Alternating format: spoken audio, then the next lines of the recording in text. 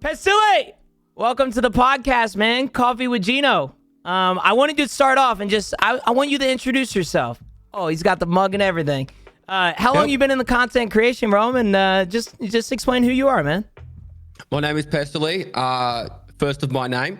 I got into the content creation world in 2017 October. So 6 years, 1 month, and 8 days.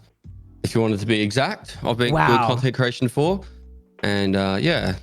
Well, I'm glad you brought that up because I found your first ever tweet, which we're actually going to get into later in this podcast. So I'm glad you brought that up. Really? I found your first ever tweet.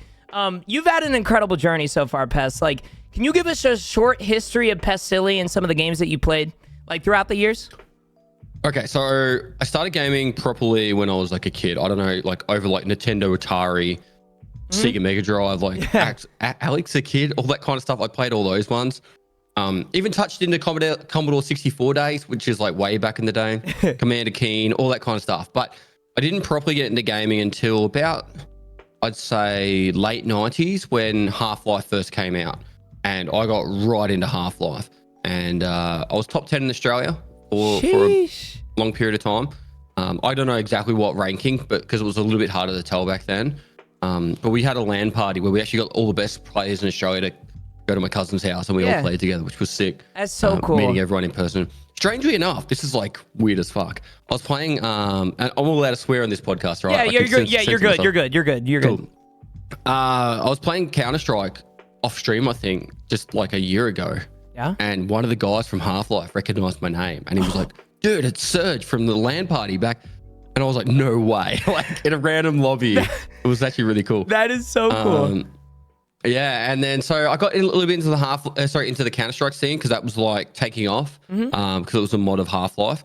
And I got a few medals and trophies somewhere around here from winning some LAN parties and that. One of the coolest ones was one called POV Smash Up.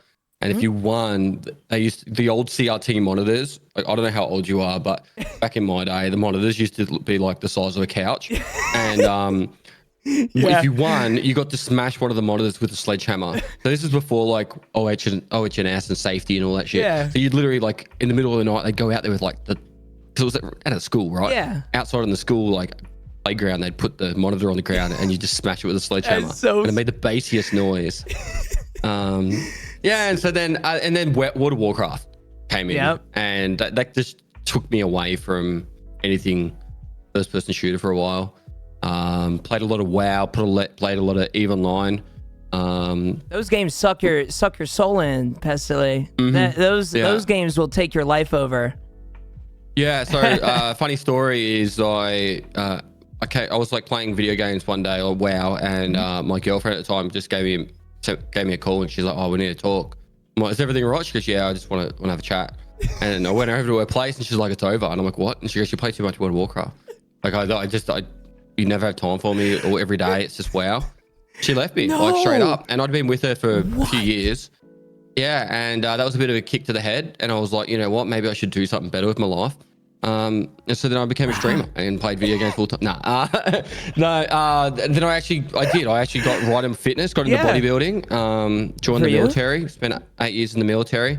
During that time, didn't really play a lot of video games, a little bit of StarCraft 2 and PUBG obviously picked up, played a lot of CSGO actually, because I lived with a few army guys and we used to play CS together. One of my mates had a mad temper, so I was just like, you got to stop having a temper. And one time he lost it and he flipped the couch and I was like, I'm out. I'm not playing this with you anymore. And then, so I left the army and I wanted to play something new as I started streaming.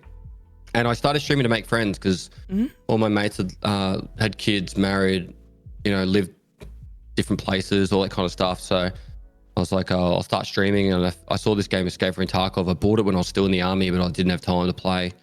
And I said, I'll play this game and stream it. And did it as a hobby for 3 or 4 months. And after that, I spoke to my wife and I said, I think I've figured this game out. I figured out content creation. I might have a go at making a living out of it. That's awesome. And it's like you got a year. And it's been 6. That's awesome. Your journey is all inspiring, especially, I don't know about the your friend flipping the couch part, but the story that you've like like I said, I think I saw your first stream when I first was starting streaming was like 2019, right? And I saw your stream, and the growth that you had over those few years has been so awe-inspiring to somebody like myself, which actually gets me into the next thing that I wanted to say. I should start off and just say thank you for being on the podcast. Like somebody your size being on this podcast is I'm so blessed. I'm so thankful. And you provide so many like good moments to so many people in chat and stuff. And I just wanted to say thank you from the bottom of my heart. It's my pleasure. My pleasure. You're genuinely like one of my biggest inspirations. Like from the bottom of my heart. I seriously started taking streaming serious because of you. So I thank you again, and now I get to sit down and have a cup of coffee with you. So I just wanted to say cheers to that, man. Seriously. What type of coffee are you having? And cheers. Starbucks, unfortunately. I have a Brazilian blend called Sweet Blue. I had that coffee guy that I told you about. We were trying to get you coffee. I apologize. We couldn't get it to you, but yeah, I get that a lot with PO boxes. Really? That certain things can't be sent to a PO box. Man, it's a shame. It's a shame because I wanted to send you some of my favorite coffee. We had a few from Papua New Guinea as well. They're really good. It's such good coffee. There's a lot of deep conversations planned for today, but I wanted to ask you, how are you? How mentally, physically, how are you feeling right now with life? How old are you? Just can I ask? I'm 21. Yeah. All right. Yeah. So, like 21 to me is a long time ago. Yeah. Like, no, I'm sure. So much life has happened in those last 16 years, right? Because like it's to give perspective, like I've done a lot of things with my time, and had a lot of really cool experiences, and I can reflect on those experiences to give myself like a baseline of what is a good happiness level for me. Mm-hmm. So like I am rather happy. I've had a lot of success, which takes a lot of pressures off in some aspects of life, but I have also a lot of stress because I'm taking on like a new adventure being a father, right? So I've got a daughter. I don't normally talk much about her on stream and in public, but yeah, like being a father is not an easy gig. Like, and to be honest, being a mother's worse, but like, yeah, like it brings in a new thing, and particularly when you own your own business, because I do see content creation as a business. Mm-hmm. So, you know, it adds another level of stress and takes away a lot of your energy. Yeah. So for example, I am very present when I'm with my daughter. I always make sure that, like, you know, I don't have a computer in my house anymore. So like when I'm at home, I'm there to be with my daughter. And so that means I'm putting a lot of energy to being the best father I can be, which then also means I'm more tired when I'm doing other stuff like work. And I also start very early in the morning. So it's a balance, and you do need to work. I am very blessed to have a wife that understands very well, and she helps me manage everything really well. So she understands that, hey, it's like I need to get to bed at 8 o'clock at night, you know, like I can't be having late nights and that. So she helps with a lot of the stuff that, you know, I think maybe generally like fathers would probably have to do a lot more of. Like I don't do a lot of the nighttime stuff because I have to get up so early, but I also try and help out more during the day because I have that flexibility. So yeah, as a baseline, I'm right on good, but that's awesome. There is times where, you know, it's highs and lows like everyone, really. Yep. It's a thing of life. I'm glad you touched on being a father, because I've talked to Vel. He told me a few years ago, actually, when I want to say right around when his kid was turning 1, I believe, Jacob.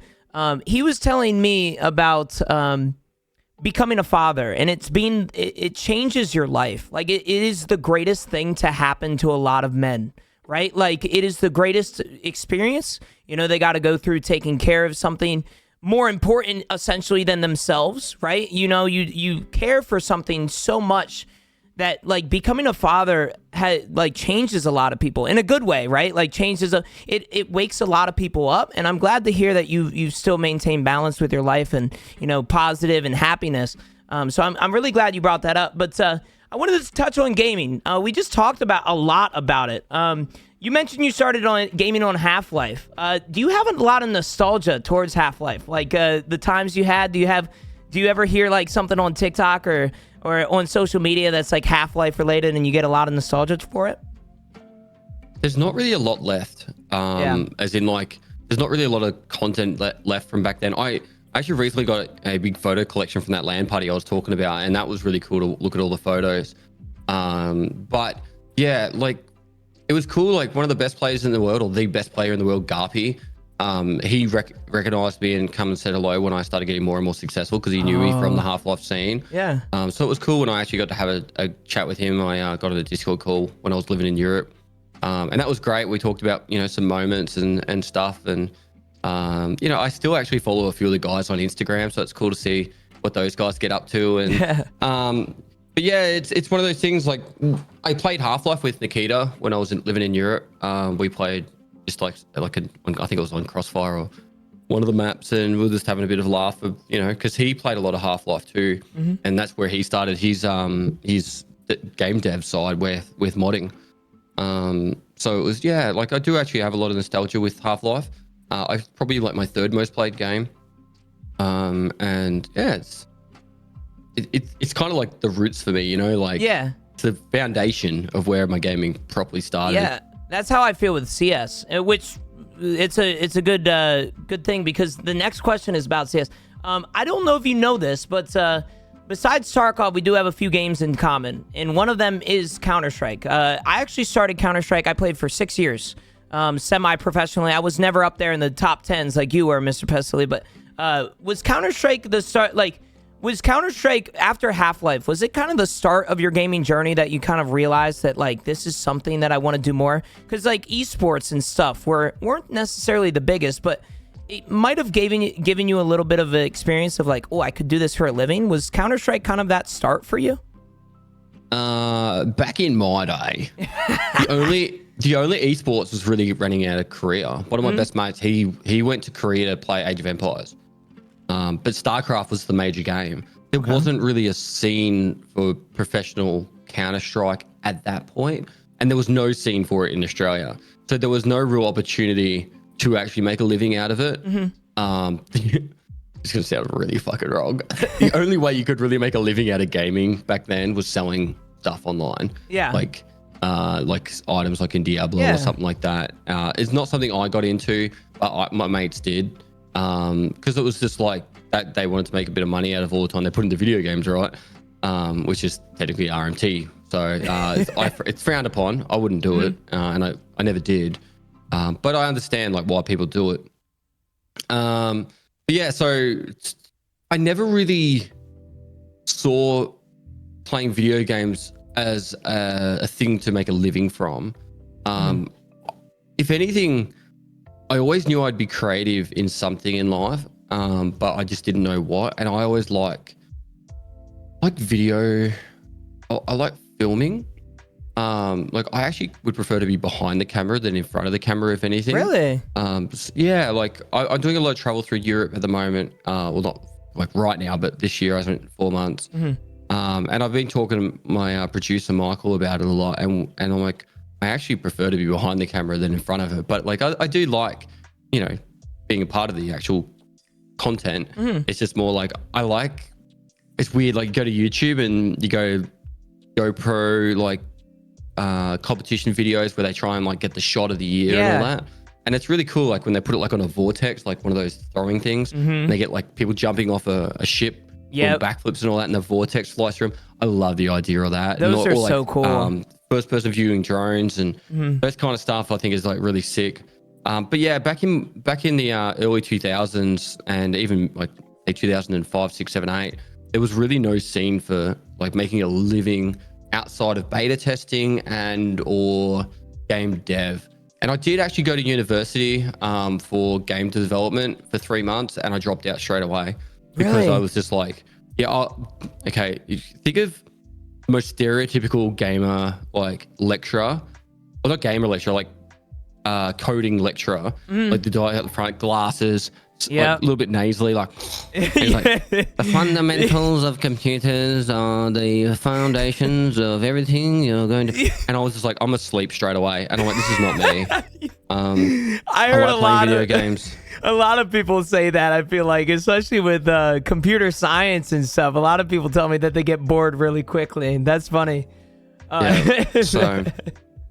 That's so it went funny. full circle. Like I'm back here and I'm making a living from video games. So it takes I feel like that's something that's not talked about in life, is that, sometimes your calling might be, later down the road in life, right? A lot of people in their 20s, they feel like they're they have to pick a job or they have to pick a career path that dedicates them to that for the rest of their lives. And, you know, I think I learned that super early on, is that I didn't have to cater towards the norms of essentially society, right? Here, I'm sure it's the same in Australia, but here in the States, right? Like, we're taught, you know, from high school, go to college instantly, right? And it's cool that to see somebody like yourself go through all these different periods of gaming and you know, finding who you truly are, to where you've found essentially who you truly are, right? Like, you're an incredible streamer and stuff like that, right? And you've kind of found your calling. So it's really cool to hear that from somebody like yourself, Pestily. I hope you know that.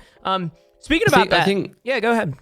To elaborate on that more, I think it used to be very pressure. Like, people used to be very pressured. Once you finish school, you need to pick a job and stick to it. Like, my dad, mechanic, 50 years. You know, like most people, like, they'll pick a trade and they'll stick to that trade forever. I think the more common practice is people now experiment a lot with jobs and then find things that they enjoy. I think if you look at myself for an example, there's a common theme on the jobs that I had. Like, not my initial, like, I did some warehousing and stuff. Like, it doesn't really count. But, you know, I was in the military for 8 years. I was a firefighter for a year. And then even as a content creator, my common theme that I always try and focus on is I like to help people, right? So, yeah, okay, like, I did guides and that for Escape from Tarkov, but I also do charity stuff, you know, and I always have, like, a drive to always, like, you know, pay it forward and try and make it so someone else's life is better. And I think when people are trying to find what their passion is in life, they don't need to find, or they can go through lots of jobs and find what's the common factor and what they're enjoying out of each job and what can they pursue that's going to be, you know, doing that more.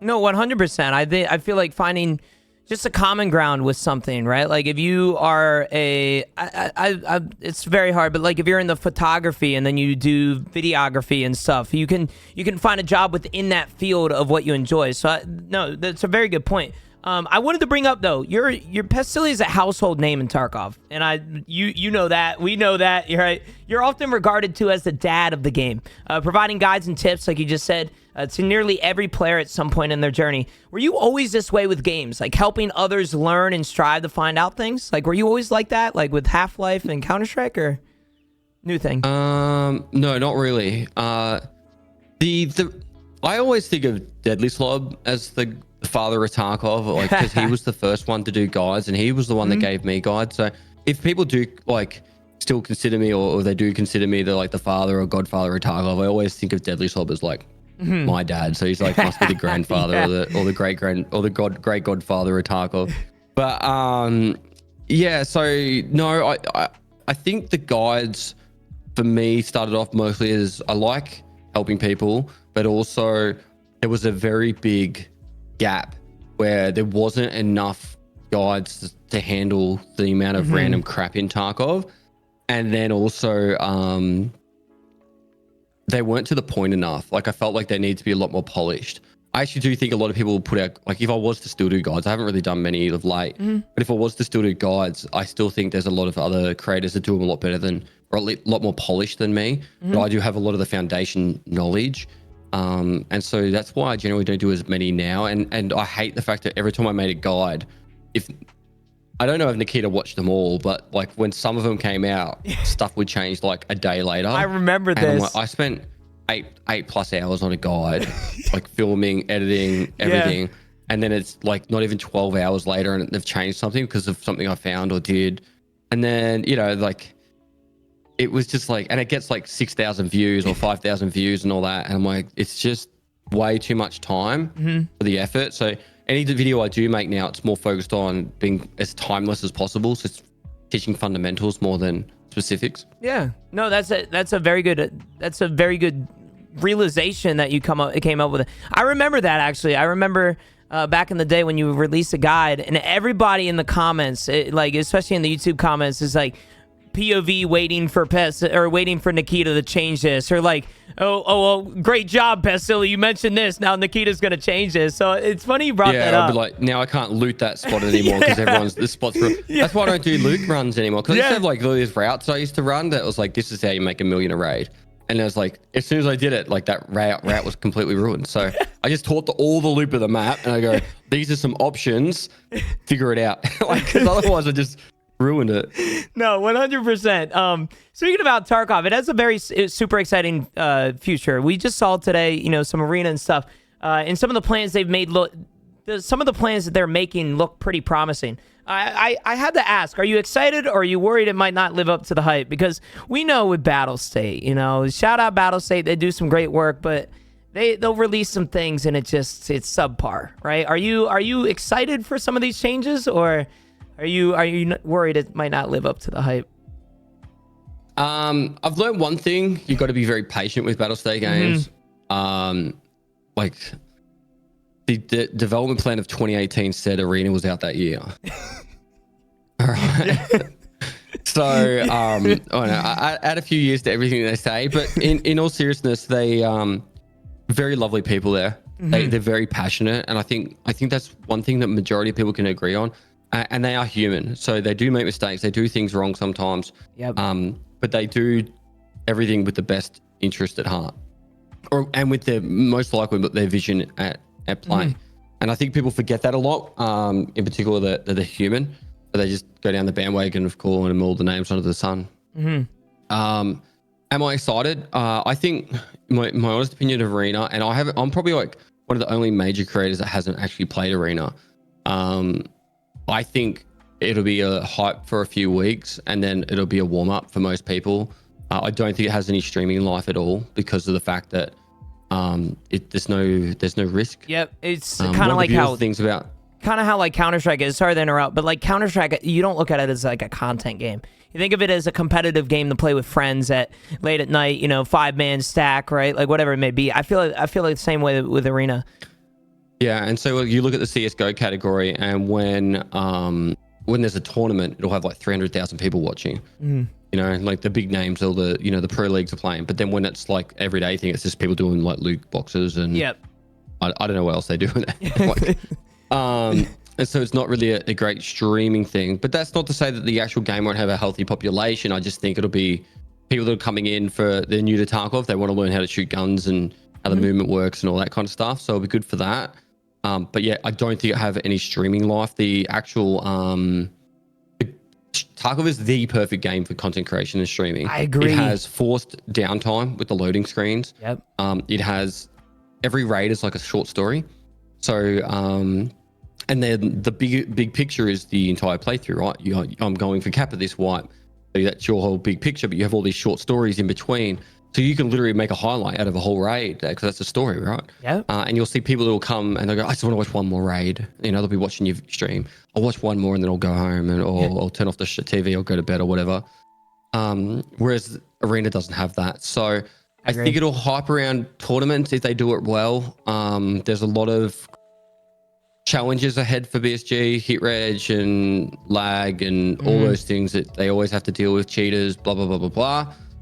If they get it right, it should be a lot of fun. But yeah, I can't see it having a healthy life past competitions and some people using it as a bit of a warm-up. And then for the game itself, I'm more hyped for, instead of like little things like, new map, new guns, vaulting, all that stuff, I don't really get super hyped over that stuff anymore. I'm looking for the big picture stuff, the stuff that actually gets us to 1.0. I'm waiting for that main storyline. I want to like they were teasing that to me back in 2018, where they were saying like, oh, it's 80 to 120 quests. Every quest that we're currently playing right now is a side quest. It's going to have cinematics. You're actually going to escape from Tarkov. So like they can not put a 1.0 out of Tarkov until they have the map terminal. Yeah. Right. Because that's where you escape from Tarkov. If you watch the Raid series, that live action series that they made, that actual live action series had them trying to escape from Tarkov. That's where the black division or whatever it was, they came in and killed everyone and all that. That was them trying to leave Tarkov, and that's meant to be it. Like that's how you survive. So when Terminal gets added and they finish the 1.0, we're meant to actually escape from Tarkov, and that's our finish of the game. And then obviously you're still going to be able to go back in and shoot people and do that stuff. But originally it was also meant to be, once you escape from Tarkov, that's when you went to open world. So, I think open world's completely off the table now. But I think, and a lot of people were with me on this, the major turning point for me with Tarkov where it became a lot less enjoyable was when they switched from Steam Audio to Oculus Audio, and everything just became confusing. Yep. One of my favorite places to fight in all of Tarkov was dorms. I released a video earlier this year where I stood in one spot of dorms on one computer, and on my other computer I ran around dorms, and I said, guess where close your eyes and think about where I was. And I did it in 3 different locations, and I said, write in the comments which one you got right. And everyone was like, no clue. And I sent that to Nikita, and I'm like, this is the audio. No one understands it. Like, it's too confusing. It's, if you want it competitive or somewhat realistic, you should be able to have an understanding of where people are. Yep, I agree. And people put a lot of downfalls of Tarkov being to like down in raid, flea market, cheaters, all these things. I go, you can have all these things fixed, and at the end of the day, if you have no idea where you're getting shot from because you're so confused, that's breaking your immersion and ruining the game for you. I agree. My favorite place to fight, kind of like yourself, you said dorms. I'm a big resort guy. Now, they have changed resort audio. I would probably, not even exaggerating, probably 8 times within the past 2 years. Like, they go to one audio and then they go to another. There was a perfect, in my opinion, there was a pretty good audio, but people, I feel like on Twitter, they complain about anything. You know how it is. So I feel like Battlestate almost looked at that as oh my God, we didn't fix it. We're going to revert this, and then we're going to go back to this. And I feel like it never got down pat, right? Like Shoreline Audio, there was one of those updates in between the 8. There was one update that was really good, and they changed it. It sucked, right? So it sucks seeing all these bad issues. It came down to misinformation, or uneducated player base, which it's not their fault. BSG goes, we're adding Steam Audio, and then everything starts getting worse as Steam Audio is in the game, so they think it's Steam Audio's fault. Yep. And that's why everyone was like, Steam Audio is the problem.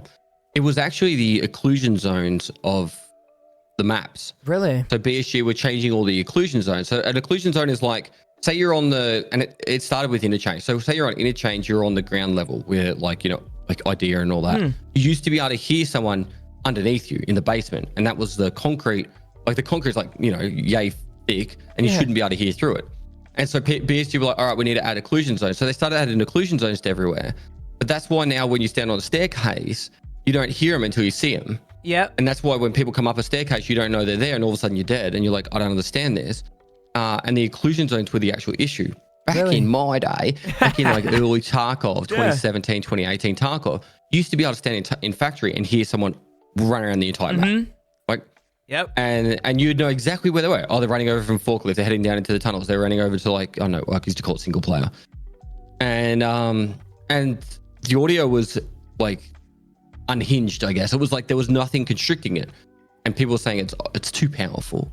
And then obviously be careful what you wish for. And that's what I'm always with we're redoing the recoil. And I'm just like, the devil you know is better than the devil you don't know. Yeah, no, 100%. It's I'll tell you what. So I started August 2017. I didn't play much back then, but it's funny you mention that because a lot of people in 2022, 2021, they'll complain about a super very insignificant bug to 2017. I remember loading in the woods, and I remember looking up in the sky, seeing a dude flying around. I thought it was a bird. I was a new player. I thought that was a bird, but he comes down from spawning in. It'd fly across and then get plopped down.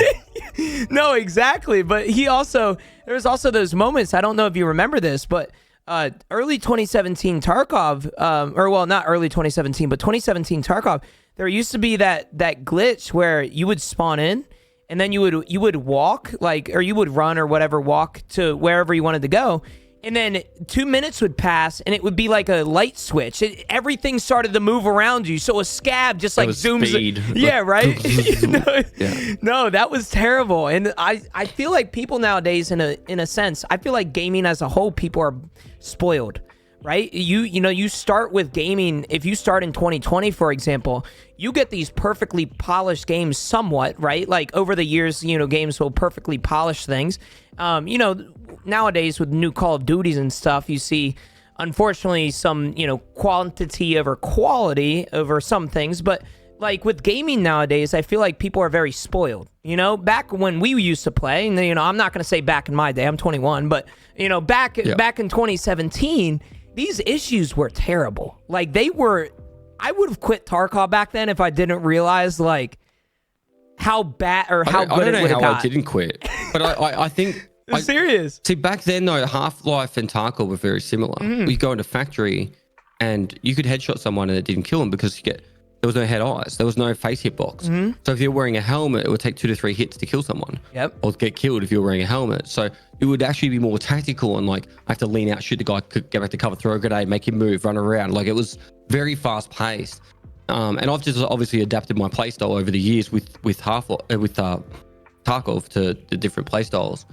I think the gaming industry is very spoiled, but I also think being a game dev I think I was literally talking about this in Thailand with the other people I was with, but being a game dev would be one of the most stressful jobs in the world right now. 100%. I think you make the single mistake and everyone turns on you. They call you every name under the sun. You could literally lose your whole company over it, just because you changed something in a game that people didn't like, and the whole game turns on you. Like I don't know, I can't think of a game at the top of my head right now, but you can go to Steam and there's certain games. I think Squad recently, they did a change that people didn't like, and it's got review bombed. You know, and so now like I would imagine if someone went to buy Squad today, they'd look at that review bomb and there was like a specific day a patch came out and there's like 4,000 negative reviews, and it's like, holy shit, like that's a whole team of developers that could lose their job because it's got review bombed. It's crazy because it's funny you mention that, because one thing that me and my mod Saint, he's in the chat right now, shout out Saint, but one thing that he kind of taught me over the past few years is to like realize like the reviews on a video game on Steam aren't always accurate. And I'm glad you brought that up, because like some of the best games and some of the most fun that we've had with our group of people when we have, you know, boys night or whatever it may be, right? Like some of the best games have the most negative reviews. Like I'm serious. Like it's funny you bring that up, because there have been some party games that we love and everybody's just negatively like sharing their opinion on it. And it's terrible. Like game development is, I'm sure it's hard as it is. I cannot imagine the pressure that you have as a game developer, like you just mentioned. Like, seriously. Like, it's terrible. Oh. Pestily? We might have crashed. Well, he just said... This is my Discord. No, you're good. You're good. No, you are all good. If it does it again, I'm going to just... No, you're good. You're good. Right. We're back. We're back. No, but... yeah, go ahead. I totally agree. It's... I think people, they'll go look at a review before they watch a movie. They'll go read reviews before they play a game. I think it should be worth, it's worth like getting feedback. But yeah, I totally agree that it's very difficult how so many people can influence people's other opinions on games. Like, very clear right now, I got sponsored to play the newest Call of Duty. I had so much fun playing it, right? And I want to go check out the new like zombies, for example, because it's like on the DMZ map. It's like a big open world map zombie game. I heard about that, yeah. And it looks a lot of fun. And I asked them in my chat about it, and they're all saying it's heaps of fun. But there's also other people like saying, fuck COD. Yeah. And it's like, well, okay, they've had some blunders, but like they're also allowed to make a game that you can enjoy. So yeah, try not to listen too much. And if you have fun, then that's good, because you don't have to care about other. Yeah. Don't let someone else's opinion affect your feelings, kind of thing, you know? Yeah, exactly. 100%. Bit of a motto for life for me is like the second you stop caring about what other people think, you're going to live a happier life. Preach it. I mean, just put it on a shirt. Pestily, sell that for some merch. Sell that for some merch. No, I live by that, man. Like, I don't give a fuck. Like, you don't like me, I don't care. As you should. Let's go, Pest. To get away from Tarkov, it seemed like you've been a gamer your entire life. You know, we just talked about the history and stuff. Gaming to me has always been like a distraction. Kind of like, I'll be honest, I used to come home from high school. You know, a lot of drama there, right? I get home and use gaming as a distraction. Has gaming been like that for you? Like throughout your years of gaming? Yeah, I used to play a lot of video games in the winter because it's harder to leave the house. But I actually really like fitness stuff, hiking outdoors, you know, even just going for a bike ride. So I think before streaming, gaming was nearly entirely to keep in touch with friends, because we obviously live apart a lot of the time, particularly when you're in the army. Or when I was at school, like you can't see your friends every night, but you can catch up with them in Half-Life, right? So yeah, gaming was always like a social thing for me. But I never played video games this much. So that's probably one of the hardest things for me with content creation, is I need to get that balance. And so I this year, that's when I was like, I'm going to go to Europe and climb some mountains. That's awesome. Yeah. No, that's really cool. I think I think gaming over the past few years has definitely been a good distraction for me. You know, my mom always used to get on me for playing video games late at night, and I always told her, at least I'm not doing like hard drugs or something. You know, like at least I'm not doing that stuff. You know, so it's funny. You just get a bag of white powder. Like, I'll do this if you don't let me. That's funny. As someone who's seen many years of the gaming industry, what do you think the future looks like with gaming? Like, you think more immersive experiences, VR maybe? What do you think the future is like? I think VR became more accessible to the everyday person, and I think it is starting to get closer. I think VR is really cool. Yeah. I've never done VR porn, which I still want to try, but I can't remember what I played. I played Among Us. I played Pavlov. Those kind of things, those kind of games, and they're just incredible. Yeah. I put, my nana's 92 years old. I put VR on her, and she was just amazed. Like, she's like, this is the coolest shit ever, you know. And I think once they make it so it's like always completely like cable free, and you could just be in your living room playing VR, I think that's gonna be incredible. It's always gonna be hard to play first person shooter kind of games. Yeah, 100%. But I've tried a few of them. But yeah, I think we're going to see a resurgence of more games focused on single player and campaigns than multiplayer, just with the constant increase of cheating in video games. I think a lot of people get sick of that and go, I just want to have my fun and not get my game ruined. I think games won't be successful unless it's more of a new creative idea or a really polished idea. Yep. Like the battle royale, copy pastas, right? Like the battle royale scene, when it blew up, it was the biggest thing in the world, right? Now it's everybody's making a battle royale, you know. So it's you got to get a different genre. It seems like nowadays you got to kind of figure out something new and creative. Yeah, and I think like I watched the 2-hour video on the history of Call of Duty, and I got a mad nostalgia hit on all the campaigns that I did. And I know there's a new one in the most recent one, but the last single player game I played in detail was The Last of Us, that I can think of, and that game like blew me away. I was like, this is the most coolest game ever. Really? Yeah, if you haven't played The Last of Us single, I've never played it. Everybody tells me to. Yeah, you probably only take a day or two, you know, like it's one of those games that you'll just be like, this is like playing a movie. Really? You know? It's just that good. Yeah, and obviously they turn it into a TV show, and the first series is the first game. Yeah, that game like was just incredible. And I think we'll have like a more push of single player games coming out that aren't so ruined by multiplayer. Because unless they can get some sort of decent anti-cheat, I think multiplayer games are going to be constantly ruined for a long time. I agree. Or there's money to be made, and I think there will always be money to be made in it. I agree. I mean, I think cheating in video games is getting worse by the day. Like, I genuinely believe that. You know, you see it with all these hardcore shooters and Call of Duty and everything, right? Like, cheating has just become almost like a pandemic in a way. Like it is. Like, it's bad. I made a video literally called The Cheating Pandemic. Really?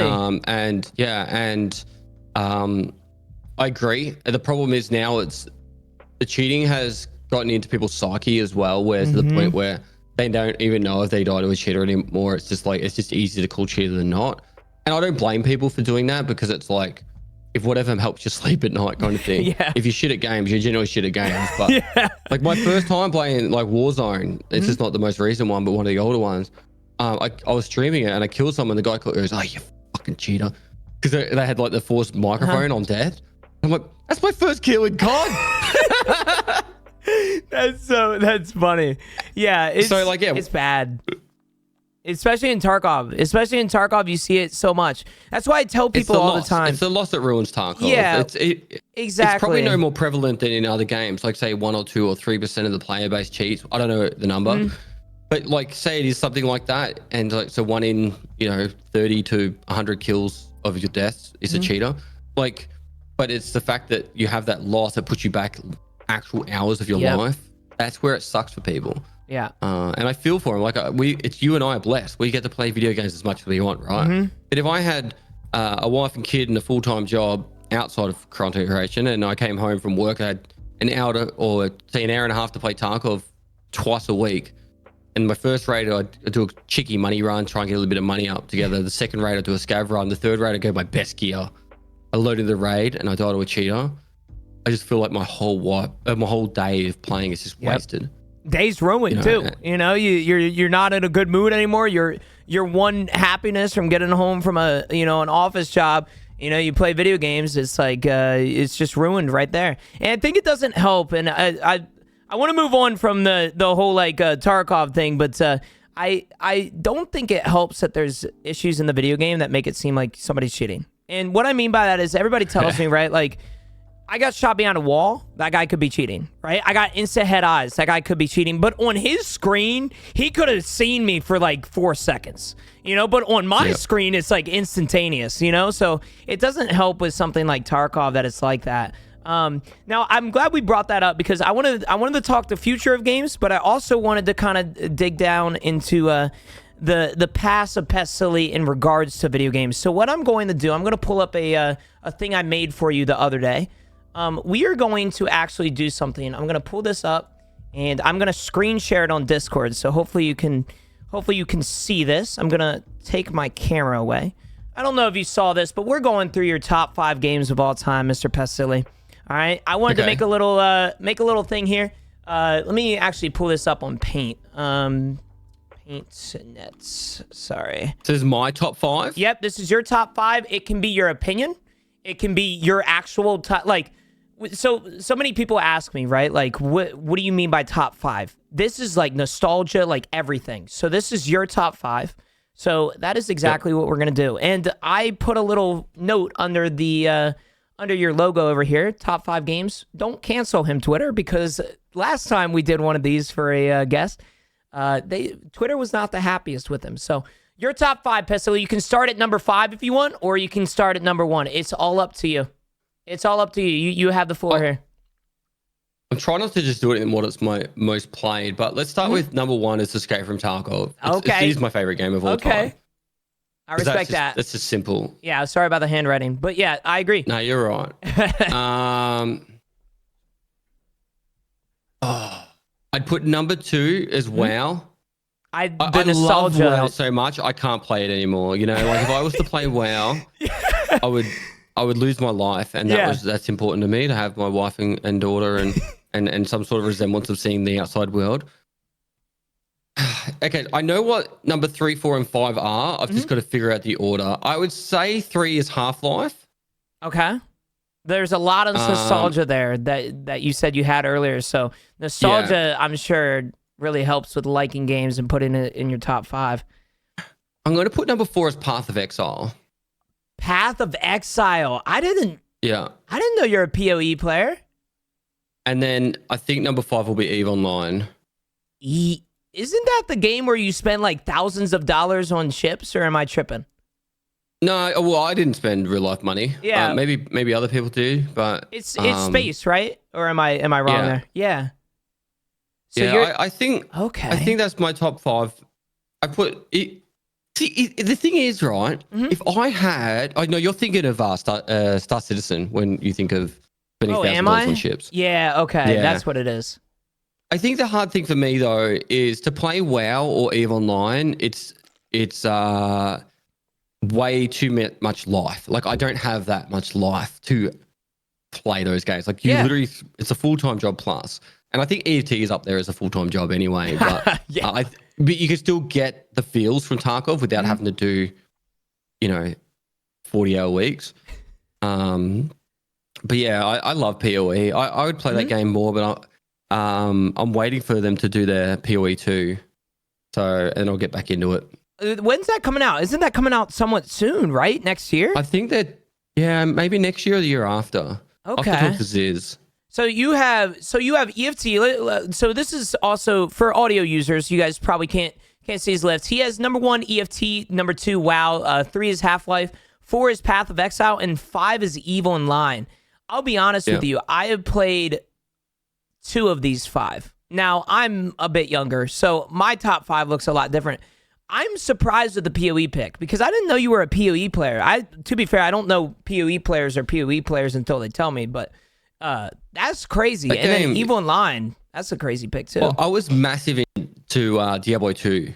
Oh, really? Lord of Destruction. Okay. Yeah, and then I got quite into Diablo 3. Like, I think if you look up season 1 of Diablo 3 hardcore, I'm like 70th as Warlock. Really? Warlock. Is it Warlock? What's the Witch Doctor? Sorry, Witch Doctor. Okay. That's awesome. And that was when I was studying Indonesian. But like when I throw myself in a game, sir, I fucking throw myself in a game. Yeah, you're a grinder, is what we could say. No life in a sense. No. But yeah, then I found Path of Exile and I didn't go back to either Diablo or I didn't really get into Diablo 4 much. I think they've made improvements from what I've heard, but I know I've just struggled to play that one. That's really cool. I'm surprised. I knew What's that your top 5? Well, I need to know it. Okay. I'll do my top 5 in the fastest way possible. Number 1 for me is easily Call of Duty Modern Warfare 2, the original. Great, in my opinion, greatest campaign of all time, and in my eyes, the most fun I've ever had in a video game. Now, there's a lot of nostalgia there. You know, I was like 9 years old, 10 years old, playing with my buds, right? So, you know, I was pretty young. There's a lot of nostalgia. EFT is probably number 3. Number 2 would probably be Battlefield 3. Battlefield 3 was a really good game to me. Like I said, I'm a bit younger, so I was like 10 or so when that came out. That was a lot of fun. Number 3 is definitely EFT. It's changed my life, for 1, and for 2, it's just been a great series for me. Like EFT, like you said earlier, it's a perfect game. I genuinely believe that. When they get their for streaming. Yeah, for streaming. I mean, it's fun sometimes, but when you make video games your job, it's very hard to find enjoyment in them anymore. You know, and I'm sure if you look past the blemishes of Tarkov, it is the perfect game. Yeah, I agree. Without if there's no issues in Tarkov, I think it's like one of the perfectly crafted games that we were kind of just talking about earlier. You need to find something different. And I feel like Tarkov did that. They found something different and creative.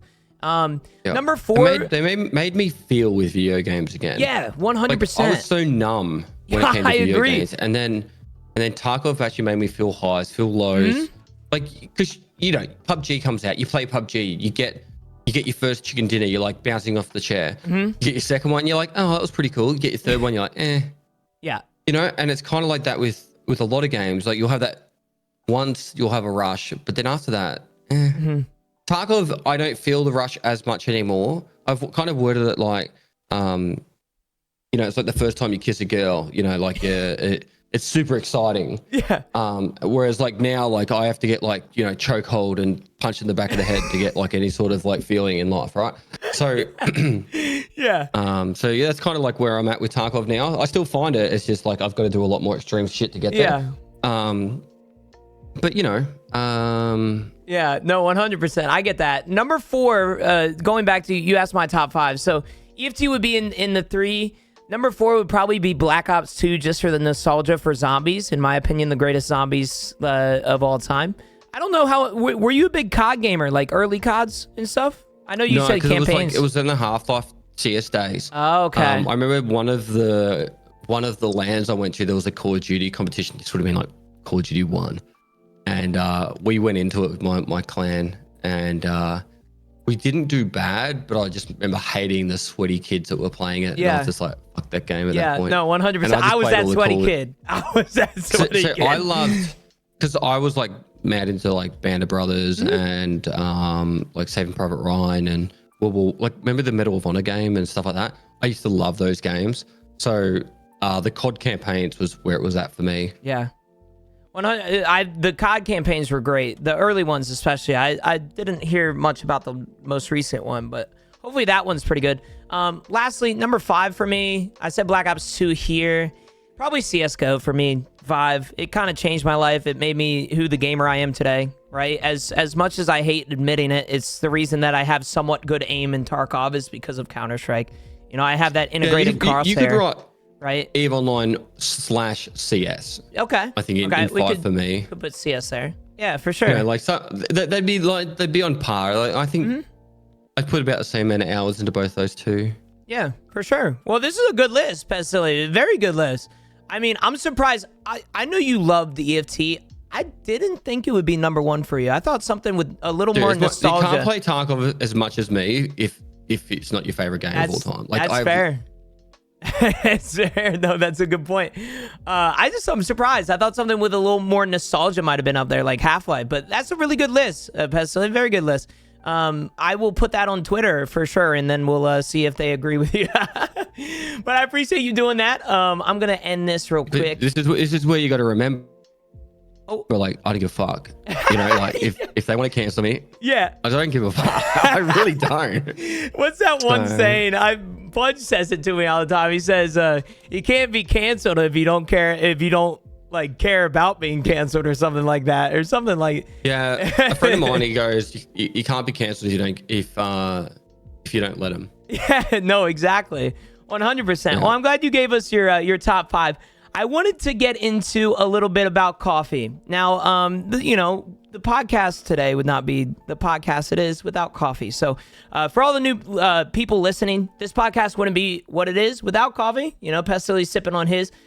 You're a coffee drinker. Now, I know this. Are you a big coffee drinker? Like, are you like 5 cups a day type of guy? Or? No, I usually have 1 coffee in the first half of the day.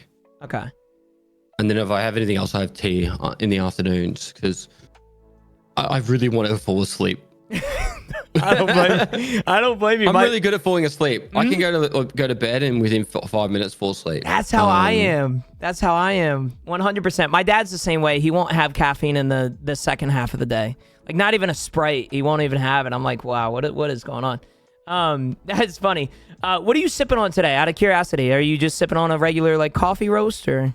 Yeah, it's just, I don't know, some like instant coffee with, it's like a medium roast. It's not a Keurig, is it? No, I can't remember the brand. Okay. I was just making sure. Hang on, I'll go get it. Go get it for us. That's awesome. No, but instant coffee is something, chat. Instant coffee is something. Here, he's got it. He's got it for us. I did the Kappa speed run and I had Harms and Tube and that here and Train, and they cleaned out my coffee, so I bought this massive one. So yeah, this is the Makona. It's a dark roast. It's 8 strength. So is that a thing over there in Australia? They just got like they got a number of the strength over there. What's going on? Yeah, I think like 12 or 14 is the strongest. I didn't even know that's a thing. That's sick. I've never had instant coffee. I've heard some pretty bad things about it, but I've got pods in that too, but I can't bother cleaning the machine, so I don't blame you. Do you have a favorite blend? Is that your favorite, or like, is there any? Are you just like a coffee drinker? You just drink coffee? Simple, bro. Yeah, I agree. Simple. Nothing wrong with that. This is the one thing that I wanted to mention. Breakfast over there is a little different in the land of Down Under, right? Especially in America, we're fat and we just drink sugared drinks like I'm having. But I wanted to ask. It's not necessarily coffee related. Vegemite, or however you say it. I hope I'm saying that right. Do you like it? Because I've heard some pretty terrible things about it, but a lot of people seem to like it. You like it? Straight from the jar. Yeah. Really? It's yeast extract. I think I got a tub like in the kitchen. If you want me to go grab it real quick. If you want to go grab it, you can. But I've heard some. Making me do my exercise. It's all good. Chat, if you guys don't know what Vegemite is, I did some research on it. It's an Australian thing, and it looks like bugs. It looks terrible. I've never had it. So you have, B vitamins, huh? Just for vitality, apparently. You know, gotta level up your vitality stat. I might need. But like, I like it. I'll put it on the back of the spoon so you can see it. Like, I don't really It's like a paste. It's like an oil.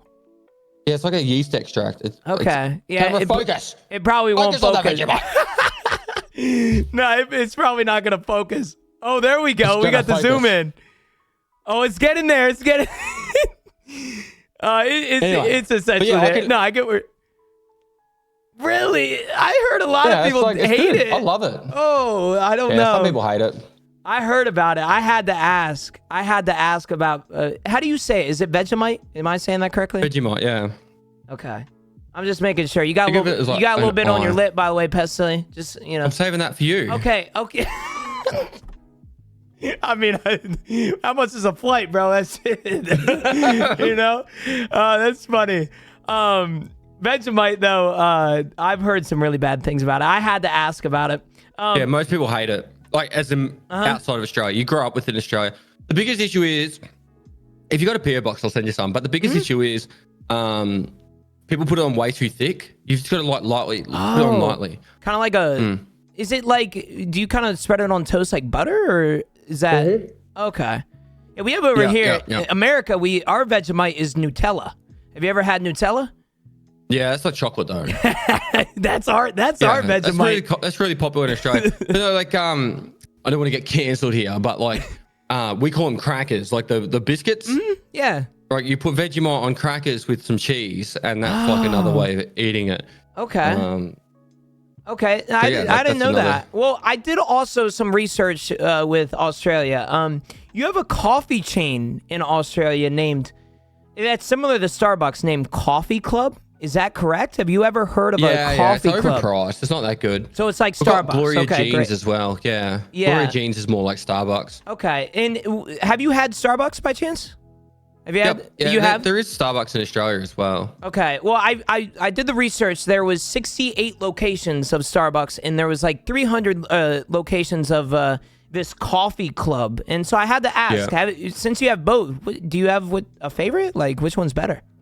I'd probably go to Starbucks over Coffee Club. Coffee Club is like, it's kind of like a chain that's in the cities, and it's more like, it's overpriced breakfast. Don't blame. I mean, that's how Starbucks is, to be honest with you. I paid $7 for this coffee. I heard someone talking about how breakfast is like an overrated meal of the day to like go out and eat. Yeah. Because it's like so expensive. They charge like $25 and that for, like eggs on toast with a bit of avocado on the side or something. And it's like, it costs like it's the truth. 20 cents for the egg, and an avocado might be, well, you're using it like a quarter of an avocado. So it's like maybe 40 cents for the avocado and a piece of toast, and bam. $25. Over here, we have some pretty crazy restaurants. I don't know what you have over there in Australia, but we got like Denny's and IHOP. They give you like. I had Taco Bell yesterday for the first time. Oh, how was that? Yeah, it was alright. I got it at the airport in Bangkok, in Thailand. Okay. It just tasted like, I don't know, Mexican food. Yeah, it's all right. Is it the cheese that's meant to get you? Like the cheese, it's like a paste cheese. I don't know what you call it. Like a. It might be considered like I get what you're saying, like a nacho cheese in a way, or are you saying? Yeah, it's not like normal cheese. It's like a solid like slab of cheese. It's more like a tube cheese. I don't know how to word it. It's not the greatest. It will also send you on the toilet for a little bit.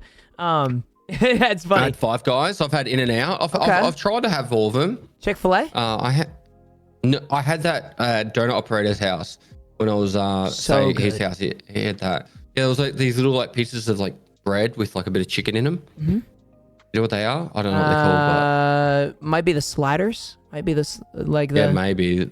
It had were like really a box good. of like 40 of them. And I had like they're really 35 of good. them. They're really Like, good. have as many as you want. And I'm like, That's awesome. That's awesome. Chick-fil-A is my favorite. So Five Guys is good. You like Five Guys? yeah, it was good. Five Guys is really good. I think we had Five Guys in Ireland as well. Ireland. Okay. Yeah, I know they have a few over there. But... They have, it's extremely expensive. It's like $25 for a meal, so it's expensive. I want to get into content creation though. This is something that a lot of people, especially with somebody your size, right? A lot of people ask you every day, just tips about streaming. So I wanted to ask some questions kind of regarding content creation. With your journey you've had in content creation, did you ever think it would turn out how it is?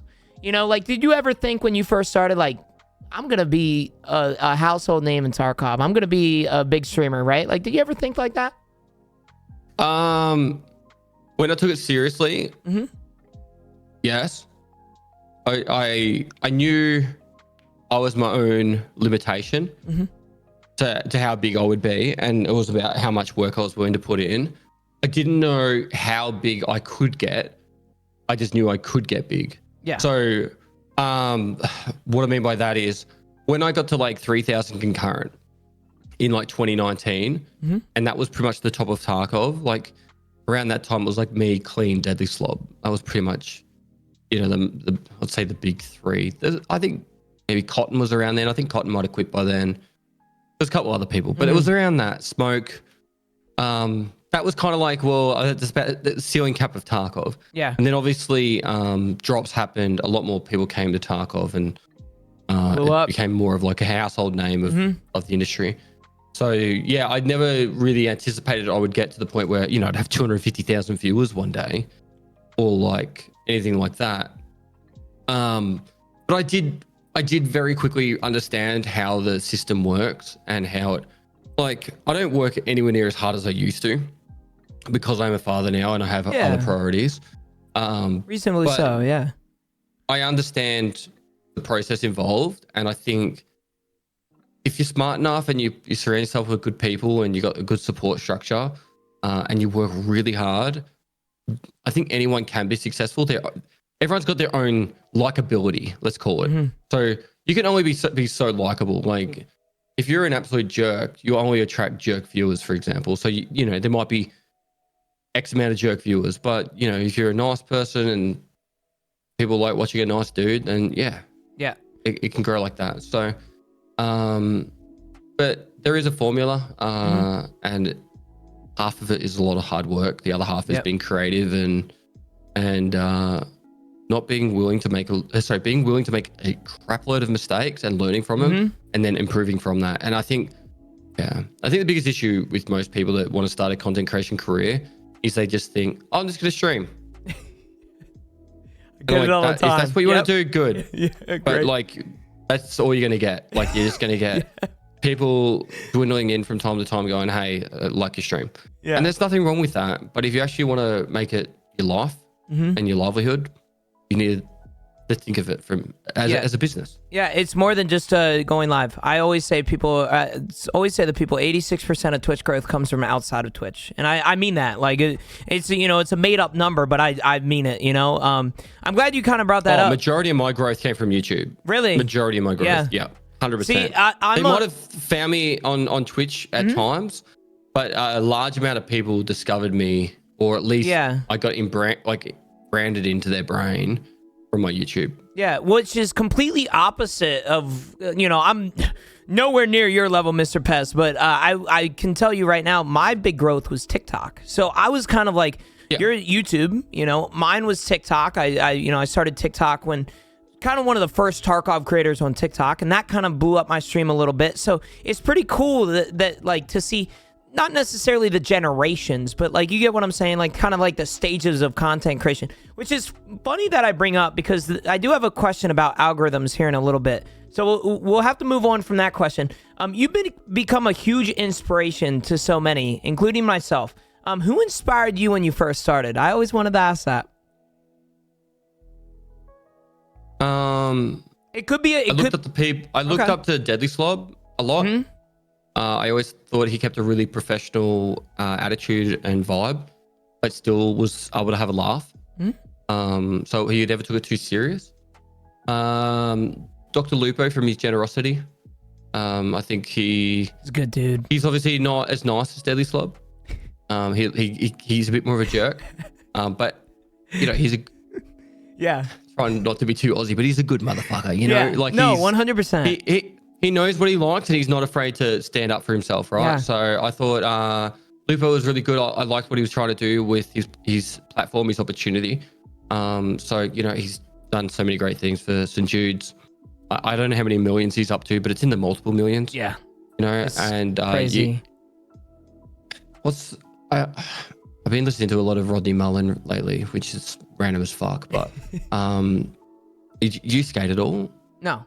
I've never. Okay. I'll probably break a leg. Skateboarders will know who I'm talking about. Yeah. But yeah, he said a saying about like you could be popular and you can fill a stadium, and that's like cool and all, but like to be respected, that's the thing that you should strive for. So powerful. And so I try to do the right thing by people and try to become respected. And so then that way, like, I do the right thing by people. I try and help people, promote people, all that good stuff. You do a great job of that. I hope you know that. You do a really good job. Yeah, thank you. And so, yeah, where was I going with this? So, like, yeah, Lupo, I respect him a lot for that. And then what he's done for sick kids. They're probably the main two I can think of at the top of my head. Co Carnage, I think, is a great inspiration, a great person to look up to. Carnage, you said? Yeah, Co Carnage. Oh, Co Carnage. Okay. He streamed like 2,000 days straight. Oh yeah, got married, had kids, everything. Really good work ethic, but also just a really nice person, like a really lovely person.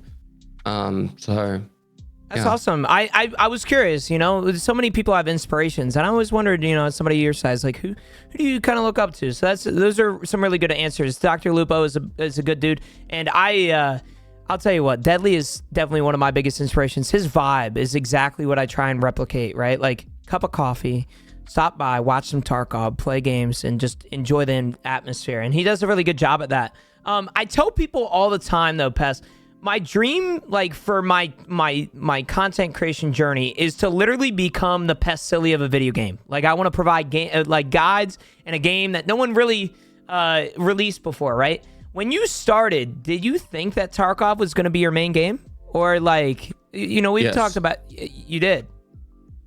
Okay. Well, yeah, I started off with going, I think Tarkov's a great game. I believe in it. Yeah. So my theory was I want to be the ninja of Tarkov. Okay. So we have similar mindset, right? That's really cool. Yeah. So the way it kind of worked is you think of Ninja was really big in, I think, the H1Z1 days, and then he saw Fortnite and he jumped across to that and went really hard on Fortnite when people were focusing on PUBG. So then when Fortnite blew up, he was the person to blow up with it. That's exactly what I did. So I was like, well, I want to become the most successful, most well-known creator in Tarkov. So if Tarkov blows up, I blow up with it. And that's exactly what happened, right? So I was very, very, very lucky for the fact that I didn't have to worry about money. So what I mean by that is my wife had a full-time job, and she was the major breadwinner. So when most people start content creation, they've got bills, they've got kids, they've got all these things going on. I was just like, I just want to become the most successful I can by my metrics of I want to be growing. So followers, subs on YouTube, and just be known as that person in the community that's like, hey, you need to learn something? Ask Pestily. If you, who's a good person to watch in Tarkov? Pestily. Yeah. Like that kind of vibe. And instead of like when a lot of people were doing like sellout streams and all that, I was just doing crazy streams just for follower growth, really. Wipe would happen. This is like 2018 wipes. And people think I did crazy shit now. Like I stayed awake for nearly 3 days straight on one of the first wipes in that I was like, after I took it serious. It was after I took it serious. This is so fucked up. So people complain about how BSG run now. They were like so much worse. They literally just said, I was like, okay, when the next wipe happens, I'm going to go live. I'm going to stream for 48 hours. No, I was going to stream to level 40 nonstop. And so my wife was like, yep, how are we going to do this? We built a little bit of a plan. And then I go, all right, cool. So we're just going to wait until we find out the date.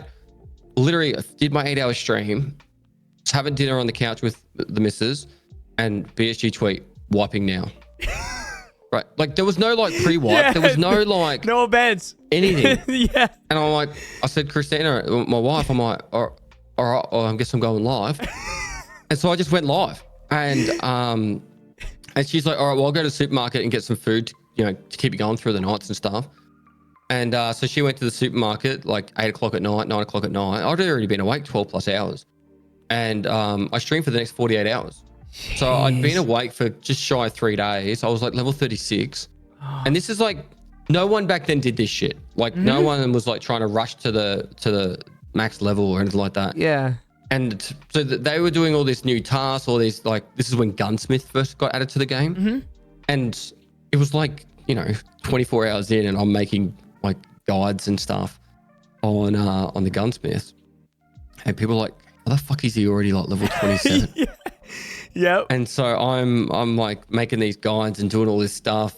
And, and one of the smartest things I ever did, and it's the reason why my Discord has 100,000 people in it right now, is I started a Discord channel where it was about paying it forward.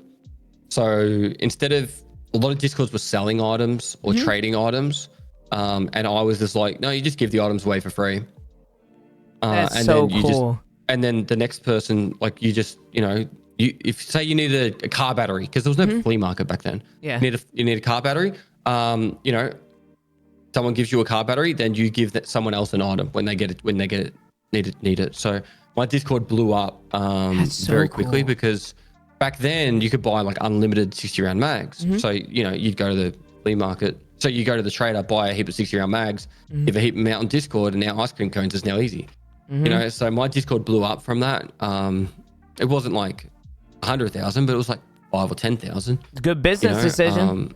Yep. Yeah, but it was all just about helping people, right? So yeah, exactly. And building a community and all that kind of stuff. So, and that's kind of how I brute forced my way up to being well known instead of it being like, I don't know, like I'm not trying to be rude or anything, but like not trying to do like cheating tactics of trying to grow. Like I never try and do like clickbaity videos or dodgy shit or embeds or any of that kind of stuff. Like it was always just do the right thing and just work really hard at it and be creative. I agree with it. The smartest thing you can do as a growing creator is have a notepad and pen next to you. Yep. And if someone in chat goes, hey, have you ever thought about doing this? Go, no. And then write that fucking thing down and then go, can I do that? And later on go after the stream, like, do I try and do that? And sometimes the harder ideas are the better ones because people haven't done them. I agree. And those are the kind of things that will help you grow. Yep. Chat is the best, like not a case study, but they're a person you can just bounce ideas off and get instant feedback. Yeah, it's sick because it's funny you mentioned that. I always tell people it kind of in a similar mindset, right? Like people will come to me and they'll tell me like, oh, you didn't sign up for this tournament. Why not? You could have got your name out there or something along those lines, right? And I always tell them, right? I tell them, I can have however many subs on this platform. I can have this many followers, but if I'm not a good person at the end of the day, none of that matters to me, right? Like I have stayed true to myself as best as I can, right? Like don't get me wrong, I'll try and clickbait on some YouTube videos here and there, but the one thing that's very important to me is staying true to myself. And it sounds to me that you have stayed true to yourself the entire time. You haven't fallen into the subject of, oh, I'm going to do a subathon to get all these subs up. Or, not saying that subathons are a bad idea, but in a sense of like, you stayed true to yourself throughout the entire thing, right? Like you stayed who you are.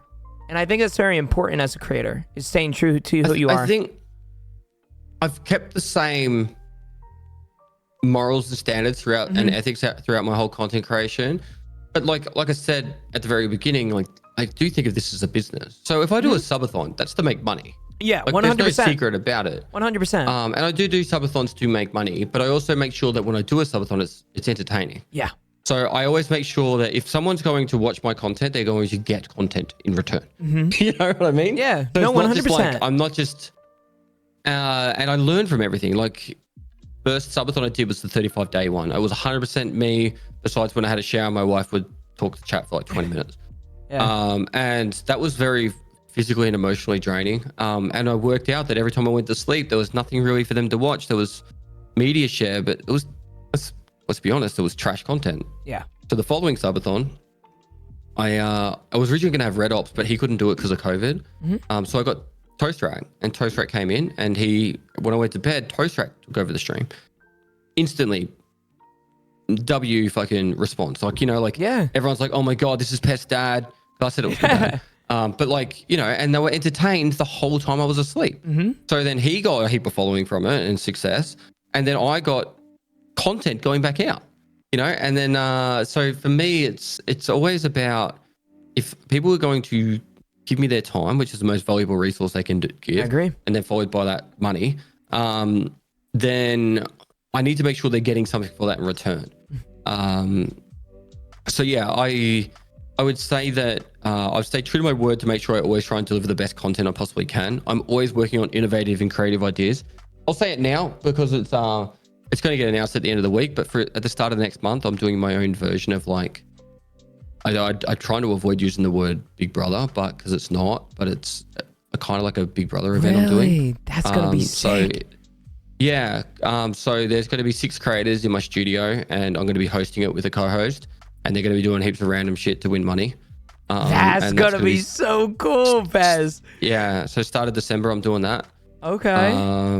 And then I've got another idea to do straight after that, because you always have these great ideas, and I wish, right? Like you do so well with it. Anyone can do cool ideas. Yeah. You just got to think of it how you can do it. Mm-hmm. Right? So yeah. For me, it's like, I'm going to say this right now. I still don't understand why more streamers don't look at reality TV for inspiration.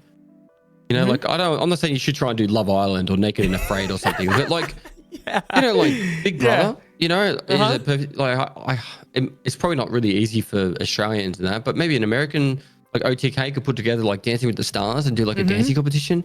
You know, like, but like for me, it's like there's so many good ideas that are already out there that you can tweak to put into a live streaming space. You know, and for me, it's like I can't just stream. I can't just play video games. To me, it's not using my creative muscle, and I need to be constantly trying to think of a new idea to make it exciting and fun.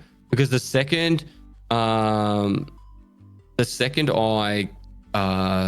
get bored, you can tell. I'm like, all right, guys, I guess I'm gonna go end stream. Like, you know, like I just don't have anything to. If I don't have anything to do on stream, I'm just like, you can tell I'm bored. And my viewers drop, and I don't blame them. You know, I'm not mad at them. Like, people were like, why are you doing iRacing? I was like, because if I do fucking Tarkov right now, I'm gonna headbutt the keyboard. You know, like I do not feel like playing it. Yeah, that's so respectable too, especially as like a viewer, right? Like so many people will come along the lines and they'll tell you do what makes you happy, and you know, so many creators are like, oh, I'm doing what makes me happy, but at the end of the day, are they truly having finding happiness in that, right? Like, for example, myself, you know, I feel as though I'm almost locked into a video game sometimes because of the fact that especially with Tarkov, right? Like it's where I've grew my community, and if I switch, it's like, well, fuck, you know, I can't do this, you know, because I dropped 50 viewers or whatever it may be. But it sucks that I feel locked. But hearing that from you, and like hearing you doing what makes you happy rather than what makes chat happy, in a sense, right? Like that's very inspirational. Like, well, truly.